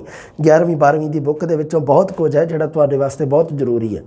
ਸੋ ਇਹਦੇ ਵਿੱਚ ਕੀ ਹੈ? ਇਹ ਤੁਹਾਨੂੰ ਪਤਾ ਹੀ ਹੈ। ਇਹਦਾ ਜਿਹੜਾ ਆਪਣੇ ਜਿਹੜਾ ਇਹਦੇ ਵਿੱਚ ਛੰਦ ਵਰਤਿਆ ਗਿਆ ਸੀ ਉਹ ਦਵਈਆ ਛੰਦ ਹੈ ਨਾ। ਇਹ ਦਵਈਏ ਛੰਦ ਦੇ ਵਿੱਚ ਲਿਖਿਆ ਗਿਆ। ਅੱਗੇ ਦੇਖੋ, ਇਹਦਾ ਜਿਹੜਾ ਮੇਨ ਆ, ਆਪਾਂ ਇਹਦੇ 'ਚ ਰਸ ਪਹਿਚਾਨਣਾ ਵੀ ਕਿਹੜਾ। ਆਪਣਾ ਮੇਨ ਪ੍ਰਸ਼ਨ ਤਾਂ ਇਹੀ ਹੈ। ਸਿਰ ਤਰ ਖੋਜ ਉੱਤੇ ਗਸ਼ ਆਇਆ, ਮੌਤ ਸੱਸੀ ਦੀ ਆਈ। ਖੁਸ਼ ਰਹੋ ਯਾਰ ਅਸਾਂ ਤੁਧ ਕਾਰਨ, ਥਲ ਵਿੱਚ ਜਾਨ ਗਵਾਈ। ਕਾਮਨ ਜਿਹਾ ਅਰਥ ਸੰਚਾਰ ਹੋ ਗਿਆ ਹੋਊਗਾ ਵੀ ਮਤਲਬ ਕੀ ਹੈ? ਸਿਰ ਆ ਜਿਹੜਾ ਉਹ ਮਤਲਬ ਕੀ ਹੈ? ਉਹ ਸਿਰ ਆ ਜਿਹੜਾ ਇੱਕਦਮ ਲਟਕ ਗਿਆ, ਗਸ਼ ਆ ਗਿਆ। ਗਸ਼ ਆਉਣਾ ਮਤਲਬ ਬੇਹੋਸ਼ੀ ਦੀ ਅਵਸਥਾ ਦੇ ਵਿੱਚ ਆ ਗਈ ਸੱਸੀ। ਮੌਤ ਸੱਸੀ ਦੀ ਆਈ ਤੇ ਉਸ ਦੀ ਮੌਤ ਆ ਗਈ ਹੈ। ਉਹ ਕੀ ਕਹਿੰਦੀ ਹੈ? ਖੁਸ਼ ਰਹੋ ਯਾਰ ਅਸਾਂ ਤੁਧ ਕਾਰਨ। ਆਪਣੇ ਦੋਸਤ ਸੱਸੀ ਕਿਹਨੂੰ ਕਹਿ ਰਹੀ ਹੈ? ਪੁੰਨੂ ਨੂੰ, ਵੀ ਤੇਰੇ ਕਾਰਨ ਮੈਂ ਥਲ ਮਤਲਬ ਮਾਰੂ ਥਲ ਦੇ ਵਿੱਚ ਆਪਣੀ ਜਾਨ ਗਵਾ ਲਈ। ਸੋ ਇਹ ਕੀ ਹੈ? ਕੋਈ ਭਿਆਨਕ ਅਵਸਥਾ ਨਹੀਂ ਗੀ, ਕੋਈ ਡਰ ਦੀ ਅਵਸਥਾ ਨਹੀਂ ਗੀ, ਇਹ ਕੋਈ ਗੁੱਸੇ ਵਾਲੀ ਅਵਸਥਾ ਨਹੀਂ ਗੀ, ਇਹ ਕੋਈ ਗੁੱਸੇ ਵਾਲਾ ਭਾਵ ਥੋੜ੍ਹਾ ਪੈਦਾ ਕੀਤਾ ਕਵੀ ਨੇ। ਕੋਈ ਵਿਭਤਸ ਜਾਂ ਕੋਈ ਇਸ ਤਰ੍ਹਾਂ ਕੋਈ ਮੰਨ ਲਓ ਕੋਈ ਹੈਗਾ ਵੀ ਇਹਦੇ ਨਾਲ ਤੁਹਾਨੂੰ ਕੋਈ ਨਫ਼ਰਤ ਵਗੈਰਾ ਦਾ ਭਾਵ ਪ੍ਰਗਟ ਹੋਇਆ ਹੋਵੇ? ਨਹੀਂ, ਬਿਲਕੁਲ ਨਹੀਂ। ਤੁਹਾਡੇ ਮਨ ਦੇ ਵਿੱਚ ਦੁੱਖ ਦਾ ਭਾਵ ਪ੍ਰਗਟ ਹੋਇਆ, ਕਰੁਣਾ ਦਾ ਭਾਵ। ਇਸ ਕਰਕੇ ਇਹ ਕਰੁਣਾ ਰਸ ਹੈ। ਅੱਜ ਹੋਵੇ ਸਰਕਾਰ ਤਾਂ ਮੁੱਲ ਪਾਵੇ, ਜਿਹੜੀਆਂ ਖਾਲਸੇ ਨੇ ਤੇਗਾਂ ਮਾਰੀਆਂ ਨਹੀਂ। ਸ਼ਾਹ ਮੁਹੰਮਦਾ ਇੱਕ ਸਰਕਾਰ ਬਾਝੋਂ, ਫੌਜਾਂ ਜਿੱਤ ਕੇ ਅੰਤ ਨੂੰ ਹਾਰੀਆਂ ਜੀ। ਲਓ ਜੀ, ਇਹ ਹੈ ਜਿਹੜਾ ਇਹ ਜੰਗਨਾਮਾ ਸਿੰਘਾਂ ਤੇ ਫਰੰਗੀਆਂ ਜਿਹੜਾ ਲਿਖਿਆ ਬੈਂਤ ਛੰਦ ਦੇ ਵਿੱਚ ਸ਼ਾਹ ਮੁਹੰਮਦ ਨੇ ਇੱਕ ਜੰਗਨਾਮਾ ਲਿਖਿਆ ਸੀਗਾ ਜਿਹਦਾ ਨਾਮ ਹੈ ਸਿੰਘਾਂ ਤੇ ਫਰੰਗੀਆਂ। ਮਤਲਬ ਕੀ ਹੈ? ਸਿੱਖਾਂ ਦੀ ਤੇ ਅੰਗਰੇਜ਼ਾਂ ਦੀ ਜਿਹੜੀ ਜੰਗ ਹੈ ਉਹਦੇ ਬਾਰੇ ਇਹ ਜੰਗਨਾਮਾ ਲਿਖਿਆ ਗਿਆ। ਉਹਦੇ ਵਿੱਚ ਕੀ ਹੈ ਵੀ ਮਹਾਰਾਜਾ ਰਣਜੀਤ ਸਿੰਘ ਦੇ ਬਾਰੇ ਲਿਖਿਆ ਤੇ ਬੜੀ ਕਰੁਣਾਮਈ ਸਥਿਤੀ ਦੇ ਵਿੱਚ ਲਿਖਿਆ। ਸ਼ਾਹ ਮੁਹੰਮਦ ਕਹਿੰਦਾ ਅੱਜ ਹੋਵੇ ਸਰਕਾਰ ਤਾਂ ਮੁੱਲ ਪਾਵੇ। ਮਹਾਰਾਜਾ ਰਣਜੀਤ ਸਿੰਘ ਨੂੰ ਸਰਕਾਰ ਕਿਹਾ ਜਾਂਦਾ ਸੀਗਾ। ਮਹਾਰਾਜਾ ਰਣਜੀਤ ਸਿੰਘ ਨੂੰ ਜਿਵੇਂ ਇੱਕ ਰਾਜਾ ਮਹਾਰਾਜਿਆਂ ਦੀਆਂ ਉਪਾਧੀਆਂ ਹੁੰਦੀਆਂ ਨਾ, ਉਵੇਂ ਮਹਾਰਾਜਾ ਰਣਜੀਤ ਸਿੰਘ ਦੀ ਉਪਾਧੀ ਸੀਗੀ ਸਰਕਾਰ। ਮਹਾਰਾਜਾ ਰਣਜੀਤ ਸਿੰਘ ਤੇ ਇਹ ਆ ਜਿਹੜੀ ਮਹਾਰਾਜਾ ਰਣਜੀਤ ਸਿੰਘ ਤੋਂ ਬਾਅਦ ਜਿਹੜੀ ਲੜਾਈ ਹੋਈ ਸੀਗੀ, ਮਹਾਰਾਜਾ ਰਣਜੀਤ ਸਿੰਘ ਦੀ ਮ੍ਰਿਤਿੂ ਤੋਂ ਬਾਅਦ ਜਿਹੜੀ ਅੰਦਰੂਨੀ ਜਿਹੜੀ ਲੜਾਈ ਹੋਈ ਸਿੱਖਾਂ ਦੀ, ਤੇ ਉਸ ਤੋਂ ਬਾਅਦ ਕੀ ਹੋਇਆ, ਜਿਹੜੀਆਂ ਅੰਗਰੇਜ਼ਾਂ ਨੇ ਉਸ ਲੜਾਈ ਦਾ ਫਾਇਦਾ ਉਠਾਇਆ ਤੇ ਉਹ ਪੰਜਾਬ ਨੂੰ ਵੀ ਆਪਣੇ ਕਬਜ਼ੇ ਦੇ ਵਿੱਚ ਲੈ ਲਿਆ ਸੀ। ਉਸ ਤੋਂ ਉਹਦੇ ਵਿੱਚ ਕੀ ਹੈ, ਇਹ ਜੰਗਨਾਮੇ ਦੇ ਵਿੱਚ ਇਹ ਗੱਲਾਂ ਲਿਖੀਆਂ ਹੋਈਆਂ। ਕਵੀ ਸ਼ਾਹ ਮੁਹੰਮਦ ਇਹਦੇ ਵਿੱਚ ਕਹਿੰਦਾ ਅੱਜ ਹੋਵੇ ਸਰਕਾਰ ਤਾਂ ਮੁੱਲ ਪਾਵੇ, ਜਿਹੜੀਆਂ ਖਾਲਸੇ ਨੇ ਤੇਗਾਂ ਮਾਰੀਆਂ ਨਹੀਂ, ਵੀ ਜਿਹੜੀਆਂ ਖਾਲਸੇ ਨੇ ਜੰਗ ਦੇ ਮੈਦਾਨ ਵਿੱਚ ਜਿਹੜੀਆਂ ਤੇਗਾਂ ਤਲਵਾਰਾਂ ਚਲਾਈਆਂ ਸੀਗੀਆਂ।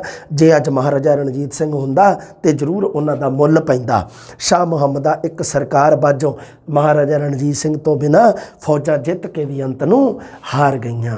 ਇਹ ਕੀ ਹੈ? ਦੁੱਖ ਦੀ ਅਵਸਥਾ, ਕਰੁਣਾਮਈ ਸਥਿਤੀ ਹੈ। ਇਸ ਕਰਕੇ ਇਹਦੇ ਵਿੱਚ ਕਿਹੜਾ ਰਸ ਹੈ ਬਈ? ਕਰੁਣਾ ਰਸ ਹੈ। ਸੀ ਨੰਬਰ ਸਾਡਾ ਕਰੁਣਾ ਰਸ ਹੈ। ਲਓ ਜੀ, ਇਸ ਤਰ੍ਹਾਂ ਦੇ ਪ੍ਰਸ਼ਨ ਆਉਣਗੇ, ਕਲੀਅਰ ਹੋ ਜਾਣਗੇ, ਕੋਈ ਦਿੱਕਤ ਨਹੀਂ, ਤੁਹਾਨੂੰ ਟੈਨਸ਼ਨ ਲੈਣ ਦੀ ਲੋੜ ਨਹੀਂ ਗੀ ਇਹਦੇ ਵਿੱਚ। ਚਲੋ ਮੈਂ ਤੁਹਾਨੂੰ ਨਾ ਕੁਛ ਕੁ ਹੋਰ ਗੱਲਾਂ ਵੀ ਦੱਸ ਹੀ ਦਿੰਦਾ। ਮੈਂ ਕਿਹਾ ਕਿਉਂ ਐਵੇਂ ਵਿਚਾਰੇ ਸਟੂਡੈਂਟ ਹੈ ਜਿਹੜੇ, ਹਾਂ ਤੁਹਾਨੂੰ ਮੈਂ ਹਾਂਜੀ 12ਵੀਂ ਵਾਲੀ ਬੁੱਕ ਦੇ ਵਿੱਚ ਹੈ ਸ਼ਾਇਦ, ਹੈ ਨਾ? ਹਾਂਜੀ 12ਵੀਂ ਵਾਲੀ ਬੁੱਕ ਹੈ ਕਿ ਆਹ ਨਹੀਂ, ਆ ਨਹੀਂ ਗੀ 12ਵੀਂ ਵਾਲੀ, ਆ ਲੱਗਦੀ ਹੈ ਮੈਨੂੰ, ਹਾਂ 12ਵੀਂ ਵਾਲੀ ਬੁੱਕ ਦੇ ਵਿੱਚ ਨਾ ਰਸ ਦੇ ਰੱਖਿਆ। ਚਲੋ ਆਪਾਂ ਥੋੜ੍ਹੀ ਜਿਹੀ ਉਹਦੇ 'ਤੇ ਗੱਲ ਕਰ ਲੈਂਦੇ ਹਾਂ, ਫਿਰ ਤੁਹਾਨੂੰ ਪਤਾ ਲੱਗ ਜੂਗਾ ਵੀ 12ਵੀਂ ਵਾਲੀ ਬੁੱਕ ਦੇ ਵਿੱਚ ਰਸਾਂ ਦੇ ਬਾਰੇ ਕੀ ਕੁਛ ਦੇ ਰੱਖਿਆ। ਬਸ ਓਨੀ ਕਿ ਤੁਸੀਂ ਪੜ੍ਹ ਲਿਓ ਅਤੇ ਓਨੇ ਨਾਲ ਹੀ ਤੁਹਾਡੇ ਸਾਰੇ ਪ੍ਰਸ਼ਨ ਕਲੀਅਰ ਹੋ ਜਾਣਗੇ। ਬਾਕੀ ਕਿਤੇ ਭੱਜਣ ਦੀ ਲੋੜ ਨਹੀਂ, ਕੋਈ ਟੈਨਸ਼ਨ ਲੈਣ ਦੀ ਲੋੜ ਨਹੀਂ ਗੀ। ਇਹਨੂੰ ਹਊਆ ਨਾ ਬਣਾਇਓ। ਬਸ ਆ ਦੇ ਰੱਖਿਆ 208 ਤੋਂ 208 ਨੰਬਰ ਪੇਜ 'ਤੇ ਚੱਲਦੇ ਆਪਾਂ, ਫਿਰ ਤੁਹਾਨੂੰ ਥੋੜ੍ਹੀਆਂ ਗੱਲਾਂ ਦੱਸ ਦਿੰਦਾ ਇਹਦੇ ਬਾਰੇ। ਵਾਹਵਾ ਕੁਛ ਕਲੀਅਰ ਹੋ ਜਾਊਗਾ, ਤੁਹਾਡਾ ਕੰਸੈਪਟ ਕਲੀਅਰ ਹੋ ਜਾਣਗੇ। ਜਿਹੜੇ ਉਦਾਹਰਨਾਂ ਇਹਦੇ 'ਚ ਦਿੱਤੀਆਂ ਨਾ, ਉਹ ਆਪਾਂ ਜ਼ਿਆਦਾ ਜ਼ਰੂਰੀ ਯਾਦ ਰੱਖਣੀਆਂ। ਡਾਇਰੈਕਟ ਹੋ ਸਕਦਾ ਇਹਦੇ ਵਿੱਚੋਂ ਪੁੱਛ ਲਏ, ਹੈ ਨਾ, ਉਦਾਹਰਨ ਸਿੱਧੀ ਇਹਦੇ ਵਿੱਚੋਂ ਚੱਕ ਸਕਦਾ, ਕੋਈ ਵੱਡੀ ਗੱਲ ਨਹੀਂ ਗੀ, ਕਿਉਂਕਿ ਉਹਨੇ ਦੇ ਰੱਖੇ ਆ, ਹੈ ਨਾ। ਹਾਂ ਆਹ ਦੇਖ ਲਓ ਰਸ। ਕਾਵ ਅਨੁਭਵ ਨੂੰ ਕਿਹਾ ਜਾਂਦਾ ਹੈ। ਰਸ ਕਿਹਨੂੰ ਕਿਹਾ ਜਾਂਦਾ? ਕਾਵ ਅਨੁਭਵ, ਮਤਲਬ ਕਵਿਤਾ ਪੜ੍ਹ ਕੇ ਜੋ ਸਾਨੂੰ ਅਨੁਭਵ ਹੁੰਦਾ ਉਸ ਨੂੰ ਰਸ ਕਿਹਾ ਜਾਂਦਾ। ਦੇਖ ਲਓ ਬਹੁਤ ਇੰਪੋਰਟੈਂਟ ਗੱਲ ਦੇ ਰੱਖੀ ਹੈ, ਪਹਿਲੀ ਇੰਪੋਰਟੈਂਟ ਹੈ ਬਾਈ। ਪਰ ਤੁਹਾਨੂੰ ਪਤਾ ਹੀ ਹੈ ਰਸ ਨੂੰ ਕਾਵ ਦੀ ਆਤਮਾ, ਰਸਦਾਂ ਦਾ ਮੋਢੀ ਭਰਤ ਮੁਨੀ ਆਪਣੇ ਨਾਟ ਸ਼ਾਸਤਰ ਵਿੱਚ ਰਸ ਦੇ ਅੰਗਾਂ ਦੀ ਵਿਆਖਿਆ ਕੀਤੀ ਹੈ।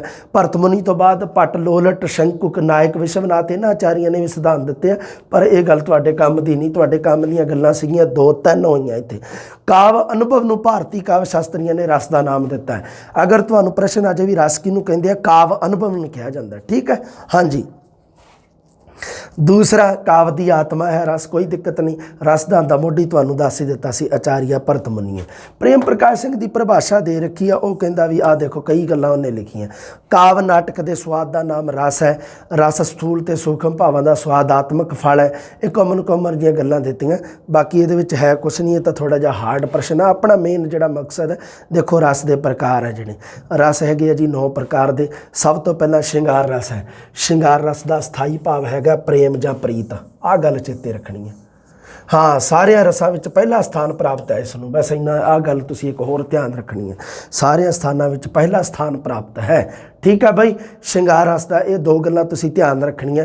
ਇੱਕ ਤਾਂ ਸ਼ਿੰਗਾਰ ਰਸ ਦਾ ਸਥਾਈ ਭਾਵ ਪ੍ਰੇਮ ਜਾਂ ਪ੍ਰੀਤ ਹੈ। ਮੈਂ ਤੁਹਾਨੂੰ ਦੱਸਿਆ ਵੀ 9 ਦੇ 9 ਰਸਾਂ ਦਾ ਤੁਸੀਂ ਸਥਾਈ ਭਾਵ ਚੇਤੇ ਰੱਖਣਾ, ਜਿਹੜੀ ਮੇਨ ਗੱਲ ਹੈ, ਮੇਨ ਪ੍ਰਸ਼ਨ ਹੀ ਤੁਹਾਡਾ ਉੱਥੇ ਬਣਦਾ।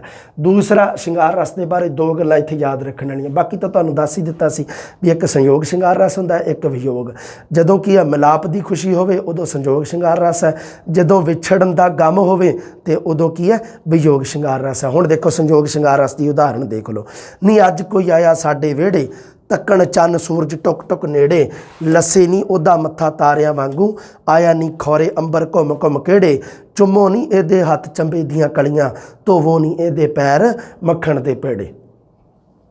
ਹੁਣ ਮੰਨ ਲਓ ਇੰਨਾ ਨਾ ਦੇਵੇ, ਇੰਨਾ ਆ 2 ਲੈਣਾ ਹੀ ਦੇ ਦੇਵੇ, ਆ 2 ਲੈਣਾ ਹੀ ਦੇਖ ਕੇ ਕਵੇ ਕਿਹੜਾ ਰਸ ਹੈ, ਬਸ ਰਸ ਉਹ ਹੀ ਰਹੂਗਾ, ਸੰਜੋਗ ਸ਼ਿੰਗਾਰ ਰਸ ਹੀ ਹੈ। ਨਹੀਂ ਅੱਜ ਕੋਈ ਆਇਆ ਸਾਡੇ ਵਿਹੜੇ, ਤੱਕਣ ਚੰਨ ਸੂਰਜ ਟੁਕ ਟੁਕ ਨੇੜੇ, ਮਤਲਬ ਕੋਈ ਆਇਆ ਹੈ, ਇਹਦਾ ਮਤਲਬ ਵੀ ਮਿਲਾਪ ਦੀ ਸਥਿਤੀ ਹੈ, ਮਿਲਾਪ ਦੀ ਸਥਿਤੀ ਹੈ। ਠੀਕ ਹੈ ਜੀ। ਬਾਕੀ ਤਾਂ ਗੱਲਾਂ ਜਿਹੜੀਆਂ ਉਹ ਬਾਅਦ ਦੀਆਂ ਜਿਹੜੀਆਂ ਗੱਲਾਂ, ਪਹਿਲਾਂ ਮੇਨ ਇੱਥੋਂ ਹੀ ਪਤਾ ਲੱਗ ਜਾਂਦਾ ਸਾਨੂੰ ਵੀ ਇਹਦੇ ਵਿੱਚ ਸ਼ਿੰਗਾਰ ਰਸ ਹੈ, ਉਹ ਵੀ ਸੰਜੋਗ ਸ਼ਿੰਗਾਰ ਰਸ ਹੈ। ਬਸ ਇੰਨਾ ਕੁ ਧਿਆਨ ਰੱਖਣਾ। ਆਹ ਜਿਹੜੀ ਇੱਕ ਉਦਾਹਰਣ ਦਿੱਤੀ ਹੋਈ ਹੈ, ਲੱਸੇ ਨਹੀਂ ਉਹਦਾ ਮੱਥਾ ਤਾਰਿਆਂ ਵਾਂਗੂ, ਇਹ ਤੁਹਾਨੂੰ ਪਤਾ ਹੀ ਹੈ। ਇਹ ਜਿਹੜਾ ਇਹਦੇ ਵਿੱਚ ਕੀ ਹੈ ਉਪਮਾ ਅਲੰਕਾਰ ਦੇ ਰੱਖਿਆ ਹੈ ਨਾ। ਨਾਲ ਨਾਲ ਅਲੰਕਾਰਾਂ ਦੀ ਗੱਲ ਵੀ ਚਲੋ ਮੈਂ ਕਰ ਹੀ ਲੈਣਾ। ਸਾਰੇ ਇਕੱਠੇ ਕਰਕੇ ਪੜ੍ਹੋਗੇ, ਕੰਪੈਰੀਜ਼ਨ 'ਚ ਹੋ ਜਾਊਗਾ। ਨਾਲ ਨਾਲ ਕੰਪੈਰੀਜ਼ਨ ਤਾਂ ਕਾਹਦਾ ਹੈ, ਰਸ ਅੱਡ ਹੈ, ਅਲੰਕਾਰ ਅੱਡ ਹੈ, ਛੰਦ ਅੱਡ ਹੈ, ਕੋਈ ਕੰਪੈਰੀਜ਼ਨ ਨਹੀਂ ਇਹਨਾਂ ਦਾ। ਬਸ ਮੈਂ ਤੁਹਾਨੂੰ ਨਾਲ ਨਾਲ ਦੱਸਦਾ ਜਾਂਦਾ, ਕੋਈ ਪਤਾ ਨਹੀਂ ਇਹਦੇ ਵਿੱਚੋਂ ਹੀ ਪ੍ਰਸ਼ਨ ਪੁੱਛ ਲਿਆ ਜਾਵੇ। ਲੱਸੇ ਨਹੀਂ ਉਹਦਾ ਮੱਥਾ ਤਾਰਿਆਂ ਵਾਂਗੂ, ਮੱਥੇ ਦੀ ਉਪਮਾ ਕਿਹਦੇ ਨਾਲ ਕੀਤੀ ਹੈ ਜੀ? ਤਾਰਿਆਂ ਦੇ ਨਾਲ ਕੀਤੀ ਹੈ। ਲੱਸਣਾ ਮਤਲਬ ਹੁੰਦਾ ਚਮਕਣਾ, ਸੋ ਮੱਥਾ ਜਿਹੜਾ ਉਹ ਉਪਮੇय ਹੈ ਤੇ ਤਾਰੇ ਉਪਮਾਨ ਹੈ। ਲੱਸਣਾ ਚਮਕਣਾ ਸਾਂਝਾ ਗੁਣ ਹੈ, ਵਾਂਗੂ ਸਾਡਾ ਵਾਚਕ ਸ਼ਬਦ ਹੈ। ਆ ਗਿਆ ਚੇਤੇ ਸਾਰਿਆਂ ਨੂੰ ਤੁਹਾਨੂੰ? ਹਾਂ, ਜਿਹੜਾ ਸਾਡਾ ਉਪਮਾ ਅਲੰਕਾਰ ਹੈ। ਅੱਗੇ ਵਿਜੋਗ ਹੁਣ ਆ ਜਾਓ ਰਸਤੇ ਆਪਣੇ, ਆ ਜਾਓ ਵਾਪਸ ਆ ਜਾਓ। ਸੋਹਣੀ ਕੂਕਦੀ ਬੇਲੀਆ ਬੇਲੀਆ ਓਏ, ਦੱਸ ਕੌਣ ਦਰਦੀ ਇੱਥੇ ਹੈਨ ਤੇਰੇ, ਇੱਕ ਸਾਕ ਆਹ ਤੇਰਾ ਨਾਲ ਮੇਰੇ, ਇੱਥੇ ਹੋਰ ਨਾਹੀਂ ਸਾਕ ਸਹਿਨ ਤੇਰੇ, ਪਿੱਛਾ ਦੂਰ ਰਿਹਾ ਤੇਰਾ ਸੱਜਣਾ ਓਏ, ਹੁਣ ਕੋਲ ਨਹੀਂ ਪਾਈ ਭੈਣ ਤੇਰੀ। ਮਤਲਬ ਕੀ ਆ ਵੀ ਤੇਰੇ ਤੋਂ ਜਿਹੜੇ ਭੈਣ ਭਰਾ ਜਿਹੜੇ ਉਹ ਤੇਰੇ ਤੋਂ ਵਿਛੜ ਗਏ ਨੇ। ਸੋ ਇਹਦੇ ਵਿੱਚ ਵਿਯੋਗ ਸ਼ਿੰਗਾਰ ਰਸ ਹੈ। ਇਹਨਾਂ ਤੋਂ ਪਤਾ ਲੱਗਦਾ ਆਪਾਂ ਨੂੰ, ਹੁਣ ਕੋਲ ਨਹੀਂ ਪਾਈ ਭੈਣ ਤੇਰੇ। ਠੀਕ ਹੈ ਬਈ। ਹਾਸ ਰਸ ਦਾ ਸਥਾਈ ਭਾਵ ਹਾਸਾ ਹੈ। ਠੀਕ ਹੈ, ਬਸ ਇੰਨੀ ਗੱਲ ਹੀ ਧਿਆਨ 'ਚ ਰੱਖਣੀ ਹੈ ਹਾਸ ਰਸ 'ਚ, ਬਾਕੀ ਕੋਈ ਨਹੀਂ, ਬਾਕੀ ਛੱਡੋ ਐਵੇਂ। ਹਾਂ, ਆਹ ਦੇਖੋ ਹਾਸ ਰਸ ਦਾ ਜਿਹੜਾ ਇਹ ਹੈਗਾ ਇੱਕ ਉਦਾਹਰਣ ਦੇ ਰੱਖਿਆ। ਮੈਡਮ ਕੀ ਆਖਾਂ ਤੈਨੂੰ ਕਿਵੇਂ ਆਖਾਂ, ਅੱਜ ਦੇ ਰਾਂਝੇ ਦੀ ਗੱਲ ਕੀਤੀ ਹੈ। ਦੇਖੋ ਅੱਜ ਦੇ ਆਸ਼ਕ ਦੀ ਗੱਲ ਕੀਤੀ ਹੈ। ਹਾਂ, ਮੈਡਮ ਕੀ ਆਖਾਂ ਤੈਨੂੰ ਕਿਵੇਂ ਆਖਾਂ, ਅੱਜ ਆਖਣੇ ਦੀ ਪੈ ਗਈ ਲੋੜ ਹੀਰੇ, ਫਸਟ ਏਡ ਦੀ ਥਾਂ ਤੂੰ ਰੇਡ ਕੀਤਾ, ਸਾਡਾ ਹਿੱਲਿਆ ਜੋੜ ਜੋੜ ਹੀਰੇ, ਜੇ ਤੂੰ ਖੇੜਿਆਂ ਬਾਝ ਨਹੀਂ ਰਹਿ ਸਕਦੀ, ਮੱਝਾਂ ਚਾਰੀਆਂ ਦੇ ਪੈਸੇ ਮੋੜ ਹੀਰੇ, ਮੇਰੇ ਟੀਏ ਤੇ ਡੀਏ ਦਾ ਕਰ ਲੇਖਾ, ਮੈਂ ਮੰਗਦਾ ਨਾ ਲੱਖ ਕਰੋੜ ਹੀਰੇ, ਹੀਰਾ ਹੋਰ ਨਹੀਂ ਜੱਗ ਵਿੱਚ ਬਹੁਤ ਹੀਰਾ, ਐ ਪਰ ਰਾਂਝਿਆਂ ਦੀ ਸ਼ਾਰਟੇਜ ਹੀਰੇ, ਸ਼ਾਰਟੇਜ ਹੁੰਦੀ ਹੈ ਕਮੀ। ਸੋ ਇਹ ਹਾਸ ਰਸ ਦੇ ਵਿੱਚ ਲਿਖੀ ਗਈ ਹੈ ਨਾ, ਵੀ ਹਾਸ ਰਸ ਹੀ ਹੈ। ਉਹ ਵੀ ਹਾਸ ਰਸ ਹੈ ਜਿਹੜਾ ਉਹ ਸੀਗਾ ਉਖਲੀਆਂ ਨਾਸਾਂ ਜਿਹੜਾ ਮੋਹ ਜਾਪਣ ਆਲੇ। ਇੱਕ ਆਪਾਂ ਉਹ ਕੀਤਾ ਸੀਗਾ ਰੂਪਕ ਅਲੰਕਾਰ ਦੇ ਵਿੱਚ ਕੀਤਾ ਸੀ, ਹੈ ਨਾ, ਵੀ ਉਹ ਕੀ ਆ ਹਾਸ ਰਸ ਦੇ ਵਿੱਚ ਗੁਰੂ ਗੋਬਿੰਦ ਸਿੰਘ ਜੀ ਨੇ ਉਹਨਾਂ ਦੀਆਂ ਰਾਖਸ਼ਾਂ ਦੀਆਂ ਸ਼ਕਲਾਂ ਸੂਰਤਾਂ ਦਾ ਵਰਣਨ ਕੀਤਾ। ਉਖਲੀਆਂ ਨਾਸਾਂ ਜਿਨ੍ਹਾਂ ਮੋਹ ਜਾਪਣ ਆਲੇ, ਵੀ ਉਹਨਾਂ ਦੀਆਂ ਨਾਸਾਂ ਜਿਹੜੀਆਂ ਉਖਲੀਆਂ ਤੇ ਉਹਨਾਂ ਦੇ ਮੂੰਹ ਜਿਹੜੇ ਉਹ ਆਲੇ ਆ, ਹੈ ਨਾ, ਤਾਂ ਉਹ ਹਾਸ ਰਸ ਦੀ ਅਵਸਥਾ ਹੋ ਗਈ। ਆ ਵੀ ਹਾਸ ਰਸ ਦੀ ਅਵਸਥਾ ਹੈ ਵੀ ਉਹ ਵਿਚਾਰਾ ਕੋਈ ਆਸ਼ਕ ਸੀਗਾ ਤੇ ਉਹਨੂੰ ਮਤਲਬ ਕੀ ਆ ਵੀ ਕੁੜੀ ਨੇ ਕਟਵਾਤਾ ਆਪਣੇ ਭਰਾਵਾਂ ਤੋਂ। ਆਹ ਦੇਖੋ ਫਸਟ ਏਡ ਦੀ ਥਾਂ ਤੂੰ ਰੇਡ ਕੀਤਾ, ਵੀ ਫਸਟ ਏਡ ਮਤਲਬ ਹੁੰਦੀ ਹੈ ਜਿਹੜੀ ਉਹ ਆਪਣੇ ਪ੍ਰਾਥਮਿਕ ਉਪਚਾਰ ਟੀਕਾ ਜਿਹੜੀ ਹੁੰਦੀ ਹੈ, ਵੀ ਉਹ ਤਾਂ ਤੂੰ ਕੀ ਦੇਣੀ ਸੀਗੀ, ਉਹਦੀ ਥਾਂ ਤੇ ਤੂੰ ਆਪਣੇ ਭਰਾਵਾਂ ਤੋਂ ਰੇਡ ਕਰਵਾਤੀ, ਸਾਡਾ ਹਿੱਲਿਆ ਏ ਜੋੜ ਜੋੜ ਹੀਰੇ, ਭਰਾਵਾਂ ਨੇ ਆਣ ਕੇ ਲੱਕ ਸੇਕਤਾ, ਹੈ ਨਾ। ਇਸ ਕਰਕੇ ਤਾਂ ਹੀ ਤੁਹਾਨੂੰ ਕਹਿੰਦਾ ਨਾ, ਪੜ੍ਹ ਲਿਆ ਕਰੋ, ਜ਼ਿੰਦਗੀ ਹੈ ਜਿਹੜੀ ਇਹ ਪੜ੍ਹਾਈ ਦੇ ਵਿੱਚ ਹੀ ਹੈ। ਹਾਂ, ਜੇ ਤੂੰ ਖੇੜਿਆਂ ਬਾਝ ਨਹੀਂ ਰਹਿ ਸਕਦੀ, ਹੁਣ ਹੀਰ ਦੇ ਜਿਹੜੇ ਸਹੁਰੇ ਸੀ ਖੇੜੇ, ਹੈ ਨਾ, ਤਾਂ ਖੇੜਿਆਂ ਬਾਝ ਜੇ ਤੂੰ ਨਹੀਂ ਰਹਿ ਸਕਦੀ, ਤੇ ਰਾਂਝਾ ਕਹਿੰਦਾ ਅੱਜ ਦਾ ਰਾਂਝਾ ਵੀ ਜਿਹੜੀਆਂ ਮੈਂ ਮੱਝਾਂ ਤੈਨੂੰ ਜਿਹੜੀਆਂ ਮੱਝਾਂ ਚਾਰੀਆਂ ਤੇਰੀਆਂ, ਉਹਨਾਂ ਦੇ ਪੈਸੇ ਦੇ ਮੈਨੂੰ, ਉਹਨਾਂ ਦੀ ਦਿਹਾੜੀ ਦੇ, ਹੈ ਨਾ, ਮੇਰੇ ਟੀਏ ਤੇ ਡੀਏ ਦਾ ਕਰ ਲਿਖਾ। ਟੀਏ ਤੇ ਡੀਏ ਵਾਲੇ ਬਿੱਲ, ਰਾਂਝਾ ਜਿਹੜਾ ਕਿੰਨੀ ਦੂਰੋਂ ਵਿਚਾਰਾ ਆਇਆ ਚੱਲ ਕੇ, ਟੀਏ ਬਿੱਲ ਤਾਂ ਬਣਦਾ ਹੀ ਉਹਦਾ, ਯਾਤਰਾ ਭੱਤਾ ਬਿੱਲ ਤਾਂ ਇੱਕ ਬਣਦਾ ਹੀ ਹੈ ਨਾ ਰਾਂਝੇ ਦਾ। ਵੀ ਰਾਂਝਾ ਜਿਹੜਾ ਉਹ ਕਿੰਨਾ ਮਤਲਬ ਇੱਕ ਮੀਲਾਂ ਇੱਕ ਦਰਿਆ ਪਾਰ ਕੀਤਾ ਵਿਚਾਰੇ ਨੇ, ਹੈ ਨਾ, ਤਖਤ ਹਜ਼ਾਰੇ ਤੋਂ ਕਿੱਥੇ ਚੰਗ ਸਿਆਲ ਪਿੰਡ, ਇੰਨੀ ਦੂਰ ਗਿਆ ਵਿਚਾਰੇ ਨੇ, ਮੱਝਾਂ ਵੀ ਚਾਰੀਆਂ, ਹੈ ਨਾ, ਭੋਏ ਭਾਂਡਾ ਵੀ ਗਵਾਇਆ ਵਿਚਾਰੇ ਨੇ ਤੇ ਮਿਲਿਆ ਵੀ ਕੱਖ ਨਾ, ਹੈ ਨਾ। ਹਾਂਜੀ, ਅੱਗੇ ਆ ਗਿਆ ਕਰੁਣਾ ਰਸ। ਕਰੁਣਾ ਰਸ ਦਾ ਸਥਾਈ ਭਾਵ ਹੈ ਜੀ ਸ਼ੋਕ। ਕਰੁਣਾ ਰਸ ਦਾ ਸਥਾਈ ਭਾਵ ਸ਼ੋਕ ਹੈ। ਠੀਕ ਹੈ ਬੇਟਾ ਜੀ। ਆਚਾਰੀਆ ਵਿਸ਼ਵਨਾਥ ਨੇ ਕਦੀ ਪਰਿਭਾਸ਼ਾ ਦਿੱਤੀ ਹੈ ਵੀ ਮਨ ਚਾਹਤ ਵਸਤੂ ਦਾ ਨਾਸ਼ ਹੋ ਜੇ, ਜਾਂ ਅਣਇੱਛਤ ਕੋਈ ਜਿਹੜੀ ਚੀਜ਼ ਆਪਾਂ ਨੂੰ ਚੰਗੀ ਨਹੀਂ ਲੱਗਦੀ ਉਹਦੀ ਪ੍ਰਾਪਤੀ ਹੋ ਜੇ, ਉਹਨੂੰ ਕਿਹਾ ਜਾਂਦਾ ਸ਼ੋਕ। ਹਾਂ, ਅਮਰਤਾ ਪ੍ਰੀਤਮ ਨੇ ਕਰੁਣਾ ਰਸ ਦੇ ਵਿੱਚ ਇੱਕ ਲਿਖੀ ਹੈ, ਵਾਰਿਸ ਸ਼ਾਹ ਨੂੰ ਸੰਬੋਧਨ ਕਰਕੇ ਲਿਖੀ ਹੈ ਕਵਿਤਾ। ਅੱਜ ਆਖਾਂ ਵਾਰਿਸ ਸ਼ਾਹ ਨੂੰ ਕਿਤੇ ਕਬਰਾਂ ਵਿੱਚੋਂ ਬੋਲ, ਤੇ ਅੱਜ ਕਿਤਾਬੇ ਇਸ਼ਕ ਦਾ ਕੋਈ ਅਗਲਾ ਵਰਕਾ ਫੋਲ, ਇੱਕ ਰੋਈ ਸੀ ਧੀ ਪੰਜਾਬ ਦੀ ਤੂੰ ਲਿਖ ਲਿਖ ਮਾਰੇ ਵਹਿਣ, ਅੱਜ ਲੱਖਾਂ ਧੀਆਂ ਰੋਂਦੀਆਂ ਤੈਨੂੰ ਵਾਰਿਸ ਸ਼ਾਹ ਨੂੰ ਕਹਿਣ। ਇਹ ਜਿਹੜੀ ਕਵਿਤਾ ਇਹ 1947 ਦੇ ਵਿੱਚ 1947 ਦੇ ਪਾਰਟੀਸ਼ਨ ਦੇ ਕਰੁਣਾਮਈ ਭਾਵਾਂ ਨੂੰ ਲਿਖ ਕੇ ਕਰੁਣਾਮਈ ਭਾਵਾਂ ਨੂੰ ਪ੍ਰਗਟ ਕਰਦੀ ਹੈ। ਇਹਦੇ ਵਿੱਚ ਅਮਰਤਾ ਪ੍ਰੀਤਮ ਨੇ 1947 ਦਾ ਜਿਹੜਾ ਪਾਰਟੀਸ਼ਨ ਹੋਇਆ, ਭਾਰਤ ਪਾਕਿਸਤਾਨ ਦੀ ਵੰਡ, ਉਹਨਾਂ ਕਰੁਣਾਮਈ ਭਾਵਾਂ ਨੂੰ ਪ੍ਰਗਟ ਕੀਤਾ ਇਸ ਕਵਿਤਾ ਦੇ ਵਿੱਚ। ਵਾਰਿਸ ਸ਼ਾਹ ਨੂੰ ਸੰਬੋਧਨ ਕੀਤਾ। ਅੱਜ ਆਖਾਂ ਵਾਰਿਸ ਸ਼ਾਹ ਨੂੰ ਕਿਤੇ ਕਬਰਾਂ ਵਿੱਚੋਂ ਪੋਲ, ਤੇ ਅੱਜ ਕਿਤਾਬੇ ਇਸ਼ਕ। ਕਿਤਾਬੇ ਇਸ਼ਕ ਮਤਲਬ ਹੈਗਾ ਹੀਰ ਦਾ ਕਿੱਸਾ, ਜਿਹੜਾ ਵਾਰਿਸ ਸ਼ਾਹ ਨੇ ਲਿਖਿਆ ਸੀਗਾ ਹੀਰ ਦਾ ਕਿੱਸਾ। ਕੋਈ ਅਗਲਾ ਵਰਕਾ ਪੰਨਾ ਜਿਹਨੂੰ ਆਪਾਂ ਕਹਿ ਦਿੰਦੇ ਹਾਂ। ਇੱਕ ਰੋਈ ਸੀ ਧੀ ਪੰਜਾਬ ਦੀ, ਇੱਥੇ ਪੰਜਾਬ ਦੀ ਧੀ ਕਿਹੜੀ? ਹੀਰ। ਤੂੰ ਲਿਖ ਲਿਖ ਮਾਰੇ ਵਹਿਣ, ਅੱਜ ਲੱਖਾਂ ਧੀਆਂ ਰੋਂਦੀਆਂ ਤੈਨੂੰ ਵਾਰਿਸ ਸ਼ਾਹ ਨੂੰ ਕਹਿਣ। ਲਓ ਜੀ, ਥੋੜ੍ਹੇ ਜਿਹੇ ਅਰਥ ਸੰਚਾਰ ਵੀ ਤੁਹਾਡੇ ਥੋੜ੍ਹੇ ਜਿਹੇ ਕਲੀਅਰ ਕਰਤੇ। ਵੇ ਦਰਦਮੰਦਾਂ ਦੇ ਦਰਦੀਆ ਉੱਠ ਤੱਕ ਆਪਣਾ ਪੰਜਾਬ, ਅੱਜ ਬੇਲੇ ਲਾਸ਼ਾਂ ਵਿਛੀਆਂ ਤੇ ਲਹੂ ਦੀ ਭਰੀ ਚਨਾਬ। ਚਨਾਬ ਨਦੀ ਹੈ ਜਿਹੜੀ ਉਹ ਲਹੂ ਦੀ ਭਰੀ ਹੋਈ ਹੈ। ਅਗਲਾ ਰਸ ਹੈ ਤੁਹਾਡਾ ਰੌਦਰ ਰਸ। ਰੌਦਰ ਰਸ ਦਾ ਸਥਾਈ ਭਾਵ ਕ੍ਰੋਧ ਹੈ। ਆਹ ਚੇਤੇ ਰੱਖਣਾ ਬਸ। ਬੇਇੱਜ਼ਤੀ, ਨਰਾਦਰੀ ਜਾਂ ਕੋਈ ਦੇਸ਼ ਦਾ ਧਰਮ ਦਾ ਅਪਮਾਨ ਹੁੰਦਾ ਹੈ, ਉਹਨਾਂ ਦੇ ਬਾਰੇ ਗੱਲ ਕੀਤੀ ਆ, ਉਦੋਂ ਹੋ ਜਾਂਦਾ ਜੀ ਰੌਦਰ ਰਸ।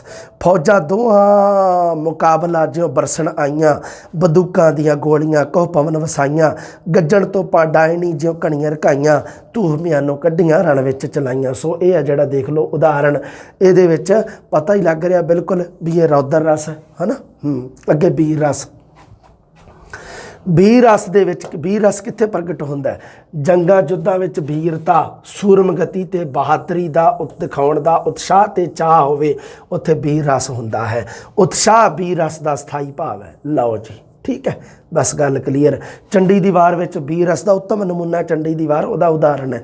ਜੰਗ ਮੁਸਾਫਾ ਬੱਜੇ ਆਰਨ ਘੁਰੇ ਨਗਾਰੇ ਚਾਵਲੇ, ਝੋਲਨ ਨੇਜੇ ਬੈਰ ਕਾ ਨਿਸ਼ਾਨ ਲਸਣ ਲਸਾਵਲੇ, ਢੋਲ ਨਗਾਰੇ ਪਾਉਣ ਦੇ ਉਂਗਣ ਜਾਣ ਜਟਾਵਲੇ, ਦੁਰਗਾ ਦਾਨੋ ਡਹੇ ਰਣ ਨਾਦ ਵੱਜਨ ਖੇਤ ਪਿਹਾਵਲੇ। ਲਓ ਜੀ ਅਗਲਾ ਉਦਾਹਰਣ ਭਿਆਨਕ ਰਸ। ਆ ਉਦਾਹਰਣ ਹੂਬਹੂ ਤੁਸੀਂ ਯਾਦ ਰੱਖ ਲਿਓ, ਇਹਦੇ ਵਿੱਚੋਂ ਪ੍ਰਸ਼ਨ ਆਊਗਾ। ਭਿਆਨਕ ਰਸ ਦਾ ਸਥਾਈ ਭਾਵ ਹੈ ਭੈ ਜਾਂ ਡਰ। ਭੈ ਜਾਂ ਡਰ, ਕਿਸੇ ਡਰਾਉਣੀ ਸ਼ੈ ਨੂੰ ਦੇਖਣਾ ਸੁਣਨਾ, ਜਿਵੇਂ ਕੀ ਹੈ ਘੋਰ ਜੰਗਲ, ਬਿਆਬਾਨ, ਸ਼ੇਰ, ਸੱਪ, ਭੂਤ ਪ੍ਰੇਤ ਦੀ ਕਲਪਨਾ, ਸ਼ਮਸ਼ਾਨ ਭੂਮੀ, ਇਹ ਸਾਰੇ ਆ ਜਿਹੜੇ ਇਹਨਾਂ ਦੇ ਕਰਕੇ ਡਰਾਉਣੀ ਸ਼ੈ, ਇਹਦਾ ਕਰਕੇ ਭੈ ਡਰ ਦਾ ਭਾਵ ਪ੍ਰਗਟ ਹੁੰਦਾ ਜਿਸ ਨੂੰ ਕੀ ਹੈ ਕਿਹੜੇ 'ਚ ਭਿਆਨਕ ਰਸ ਦੇ ਵਿੱਚ ਰੱਖਿਆ ਜਾਂਦਾ। ਆ ਦੇਖੋ, ਦੋਹੀਂ ਦਲੀ ਮੁਕਾਬਲੇ ਰਣ ਸੂਰੇ ਗੜਕਣ, ਚੜ੍ਹ ਤੋਪਾਂ ਗੱਡੀ ਟੁਕੀਆਂ, ਲੱਖ ਸੰਗਲ ਖੜਕਣ, ਉਹ ਦਾਰੂ ਖਾਂਦੀਆਂ ਕੋਹਲੀਆਂ ਮਨ ਗੋਲੇ ਰੜਕਣ, ਉਹ ਦਾਗ ਪਲੀਤੇ ਛੱਡੀਆਂ ਵਾਂਗ ਬੱਦਲ ਕੜਕਣ, ਜਿਉਂ ਦਰ ਖੁੱਲੇ ਦੋਜਕਾ ਮੋਹ ਭਾਹੀਂ ਭੜਕਣ, ਜੋ ਝਾਂਬੇ ਮਾਰੇ ਪੰਖਣੂ ਵਿੱਚ ਬਾਗਾਂ ਫੜਕਣ, ਝੜੇ ਤੁਰੁੱਟੇ ਹੰਬਲਾ ਵਾਂਗ ਮੱਛਾਂ ਤੜਫਣ, ਜਿਉਂ ਚੱਲੀ ਅੱਗਾਂ ਲੱਗੀਆਂ ਰਣ ਸੂੜੇ ਤੜਕਣ, ਉਹ ਹਸ਼ਰ ਦਿਹਾੜਾ ਵੇਖ ਕੇ ਦਲ ਦੋਵੇਂ ਧੜਕਣ। ਬਸ ਠੀਕ ਹੈ, ਯਾਦ ਰੱਖਿਓ ਇਸ ਨੂੰ ਤੁਸੀਂ। ਵਿਭਤਸ ਰਸ। ਵਿਭਤਸ ਰਸ ਦਾ ਸਥਾਈ ਭਾਵ ਹੈ ਜੀ ਘ੍ਰਿਣਾ, ਨਫ਼ਰਤ ਜਿਹਨੂੰ ਆਪਾਂ ਕਹਿ ਦਿੰਦੇ ਹਾਂ। ਕਿਸੇ ਮ੍ਰਿਤਕ ਦੀ ਲੋਥ ਵੇਖਣੀ, ਲਾਸ਼, ਚਰਬੀ, ਸੜਾਂਦ, ਹਵਾੜ, ਮਲ ਮੂਤਰ, ਹੱਡਾ ਰੋੜੀ, ਘਿਨਾਉਣੀਆਂ ਵਸਤੂਆਂ, ਘ੍ਰਿਣਾਜਨਕ ਕੁਕਰਮ ਹੋਣ ਜਿਹੜੇ, ਉਹਨਾਂ ਦੀ ਬਾਰੇ ਜਦੋਂ ਗੱਲ ਕੀਤੀ ਜਾਵੇ ਤਾਂ ਉਦੋਂ ਵਿਭਤਸ ਰਸ ਹੈ ਜਿਹੜਾ ਉਹ ਪੈਦਾ ਹੁੰਦਾ ਹੈ। ਅਵਤਾਰ ਸਿੰਘ ਆਜ਼ਾਦ ਦੀ ਇੱਕ ਰਚਨਾ ਮਹਾਬਲੀ, ਉਹਦੇ ਵਿੱਚ ਉਦਾਹਰਨ ਲਿਆ ਗਿਆ। ਦੇਖੋ ਅਵਤਾਰ ਸਿੰਘ ਆਜ਼ਾਦ ਦੀ ਰਚਨਾ ਮਹਾਬਲੀ 'ਚ ਉਦਾਹਰਨ ਵਿਭਤਸ ਰਸ ਦਾ। ਹਾਂਜੀ, ਜਿੱਧਰ ਨਜ਼ਰ ਜਾਵੇ ਤਬਾਹੀ ਮੱਚੀ, ਕਹਾਣੀ ਹੋ ਰਹੀ ਲਹੂ ਮਿੱਝ ਦੀ। ਮਿੱਝ ਹੈ ਨਾ, ਲਹੂ ਮਿੱਝ। ਕਿਤੇ ਮਗਜ਼ ਖੋਪੜ ਵਿੱਚੋਂ ਵਹਿ ਰਿਹਾ, ਕਿਤੇ ਖੋਪੜੀ ਕਿਸੇ ਦੀ ਟੁੱਟੀ, ਉਹਦੇ ਵਿੱਚੋਂ ਮਗਜ਼ ਜਿਹੜਾ ਵਹਿੰਦਾ ਹੁੰਦਾ ਹੈ ਨਾ, ਦਿਮਾਗ ਕਿਸੇ ਦਾ ਮਤਲਬ ਨਿਕਲ ਕੇ ਗਿਆ। ਟੁੱਟ ਮਟਕਾ ਦਹੀਂ ਹੈ ਵਇਆ, ਮਟਕਾ ਟੁੱਟ, ਜਿਵੇਂ ਮਟਕਾ ਟੁੱਟ ਕੇ ਤੇ ਦਹੀਂ ਨਹੀਂ ਵਗਦਾ ਉਵੇਂ ਵਗ ਰਿਹਾ। ਕਿਤੇ ਧੌਣ ਵਿੱਚੋਂ ਫੁਹਾਰਾ ਫੁੱਟੇ, ਕਿਸੇ ਦੀ ਧੌਣ ਮੰਨ ਲਓ ਵੱਢ ਦਈਏ ਤਾਂ ਉਹਦੇ ਵਿੱਚ ਫੁਹਾਰਾ ਲਹੂ ਦਾ ਜਿਹੜਾ ਉੱਠੇ ਹੈ ਨਾ, ਇਹ ਵਿਭਤਸ ਰਸ ਹੈ। ਹਾਂ, ਕਿਤੇ ਮਗਜ਼ ਦੀ ਖੋਪੜੀ ਪਈ ਟੁੱਟੇ, ਅਕਾਲੀ ਹੈ ਸਿੰਘ ਨਾਦ ਕਰ ਗਰਜਿਆ, ਪਠਾਣਾ ਦਾ ਦਲ ਦਹਿਲ ਕੇ ਲਰਜਿਆ। ਅਦਭੁਤ ਰਸ। ਹੈਰਾਨੀਜਨਕ ਗੱਲਾਂ, ਅਨੋਖੀਆਂ ਕਥਾ ਕਹਾਣੀਆਂ, ਵਿਚਿੱਤਰ ਘਟਨਾਵਾਂ ਚੱਕਾ ਚੌਂਦਾ ਕਰਕੇ ਕੀ ਪੈਦਾ ਹੁੰਦਾ ਜੀ? ਅਦਭੁਤ ਰਸ। ਅਦਭੁਤ ਰਸ ਦਾ ਸਥਾਈ ਭਾਵ ਅਚਰਜ ਜਾਂ ਵਿਸਮੈ। ਅਦਭੁਤ ਰਸ ਦਾ ਸਥਾਈ ਭਾਵ ਅਚਰਜ ਜਾਂ ਵਿਸਮੈ। ਜਿੱਥੇ ਮੈਂ ਗੋਲ ਕਰਤਾ ਸਮਝੋ ਉਹ ਪ੍ਰਸ਼ਨ ਆਊਗਾ, ਆਉਣ ਦੀ ਸੰਭਾਵਨਾ ਪੂਰੀ 100% ਪ੍ਰਸ਼ਨ ਆ ਸਕਦਾ ਉਹ। ਲਓ ਜੀ, ਅਚਰਜ ਭਾਵ ਦੇ ਵਿੱਚ ਦੇਖੋ ਕੀ ਹੈ। ਹਾਂ, ਅਦਭੁਤ ਰਸ ਦੇ ਵਿੱਚ ਵਿਸਮਾਦ ਨਾਦ, ਵਿਸਮਾਦ ਵੇਦ। ਵਿਸਮਾਦ ਦਾ ਸ਼ਾਬਦਿਕ ਅਰਥ ਹੀ ਹੁੰਦਾ ਅਚਰਜ। ਅਗਰ ਆ ਜੇ ਨਾ ਉਦਾਹਰਣ ਤਾਂ ਚੁੱਪ ਕਰਕੇ ਕੀ ਕਰਿਓ ਤੁਸੀਂ? ਅਦਭੁਤ ਰਸ। ਵਿਸਮਾਦ ਦਾ ਸ਼ਾਬਦਿਕ ਅਰਥ ਹੁੰਦਾ ਅਚਰਜ, ਹੈਰਾਨੀ। ਵਿਸਮਾਦ ਨਾਦ, ਵਿਸਮਾਦ ਵੇਦ, ਵਿਸਮਾਦ ਜੀ, ਵਿਸਮਾਦ ਭੇਦ, ਵਿਸਮਾਦ ਰੂਪ, ਵਿਸਮਾਦ ਰੰਗ, ਵਿਸਮਾਦ ਨਾਗੇ ਫਿਰਿਆ ਜੰਤ, ਵਿਸਮਾਦ ਪੌਣ, ਵਿਸਮਾਦ ਪਾਣੀ, ਵਿਸਮਾਦ ਅਗਨੀ ਖੇਡਾ ਵਿਡਾਣੀ, ਵਿਸਮਾਦ ਸੰਜੋਗ, ਵਿਸਮਾਦ ਵਿਯੋਗ, ਵਿਸਮਾਦ ਭੁੱਖ, ਵਿਸਮਾਦ ਭੋਗ। ਲਓ ਜੀ, ਸ਼ਾਂਤ ਰਸ। ਸ਼ਾਂਤ ਰਸ ਦਾ ਸਥਾਈ ਭਾਵ ਹੈ ਵੈਰਾਗ। ਸ਼ਾਂਤ ਰਸ ਦਾ ਸਥਾਈ ਭਾਵ ਕੀ ਹੈ ਬੇਟਾ ਜੀ? ਵੈਰਾਗ। ਵੈਰਾਗ ਤੋਂ ਸ਼ਾਂਤੀ ਪ੍ਰਾਪਤ ਹੁੰਦੀ ਹੈ ਅਤੇ ਸ਼ਾਂਤ ਰਸ ਅਭਿਵਿਅਕਤ ਹੁੰਦਾ ਹੈ। ਕਿਵੇਂ ਬਣੀ ਗੱਲ? ਬਸ ਗੱਲਾਂ ਜਿਹੜੀਆਂ ਯਾਦ ਰੱਖਣੀਆਂ ਤੁਸੀਂ। ਸ਼ਾਂਤ ਰਸ ਦਾ ਸਥਾਈ ਭਾਵ ਵੈਰਾਗ ਹੈ, ਵੈਰਾਗ ਤੋਂ ਸ਼ਾਂਤੀ ਪ੍ਰਾਪਤ ਹੁੰਦੀ ਹੈ ਨਾ, ਕਾਮਨ ਜੀ ਗੱਲ ਹੈ। ਹਾਂਜੀ, ਅੱਗੇ ਦੇਖਦੇ ਹਾਂ ਆਪਾਂ, ਇਹਦਾ ਉਦਾਹਰਣ ਦੇਖ ਲਈਏ ਬਸ, ਮੁੜ ਕੇ ਕਲਾਸ ਆਪਾਂ ਖ਼ਤਮ ਕਰਦੇ ਹਾਂ ਇਹਦੀ। ਵੈਰੀ ਨਾਗ ਤੇਰਾ ਪਹਿਲਾ ਝਲਕਾ ਜਦ ਅੱਖੀਆਂ ਵਿੱਚ ਵਸਦਾ, ਕੁਦਰਤ ਤੇ ਕਾਦਰ ਦਾ ਜਲਵਾ ਲੈ ਲੈਂਦਾ ਇੱਕ ਸਜਦਾ। ਇਹ ਭਾਈ ਵੀਰ ਸਿੰਘ ਜੀ ਦੀ ਕਵਿਤਾ, ਉਹਦੇ ਵਿੱਚੋਂ ਇੱਕ ਉਦਾਹਰਣ ਲਿਆ ਗਿਆ। ਬਸ ਠੀਕ ਹੈ, ਕਲੀਅਰ ਹੈ ਤੁਹਾਡਾ ਇੱਥੇ ਸਾਰਾ ਕੁਛ। ਰਸ ਦੇ ਬਾਰੇ ਕੋਈ ਵੀ ਪ੍ਰਸ਼ਨ ਆ ਜਾਏ, ਕੋਈ ਵੀ ਸਵਾਲ ਆ ਜਾਏ, ਤੁਹਾਡਾ ਗਲਤ ਨਹੀਂ ਹੋਊਗਾ। ਬਸ ਤੁਸੀਂ ਆਰਾਮ ਨਾਲ ਇਸ ਚੀਜ਼ ਨੂੰ ਪੜ੍ਹਿਓ, ਵਿਚਾਰ ਜ਼ਰੂਰ ਕਰਿਓ ਇਹਨਾਂ ਚੀਜ਼ਾਂ ਤੇ, ਵਾਰ-ਵਾਰ ਇਹਨਾਂ ਚੀਜ਼ਾਂ ਨੂੰ ਪੜ੍ਹਦੇ ਰਹੋ, ਰਿਪੀਟ ਕਰਦੇ ਰਹੋ। ਲਓ ਜੀ, ਜਲਦੀ ਮਿਲਦੇ ਆ ਅਗਲੀ ਕਲਾਸ, ਕੋਈ ਨਾ ਕੋਈ ਆਪਾਂ ਜ਼ਰੂਰ ਉਹ ਹੀ MCQ ਵਾਲੇ ਪ੍ਰਸ਼ਨ ਹੀ ਕਰਾਂਗੇ ਆਪਾਂ, ਹੈ ਨਾ। ਤੇ ਅਗਲੀ ਕਲਾਸ ਵੀ ਲੈ ਕੇ ਆਪਾਂ ਜਲਦੀ ਮਿਲਾਂਗੇ ਜੀ। ਰੱਬ ਰਾਖਾ।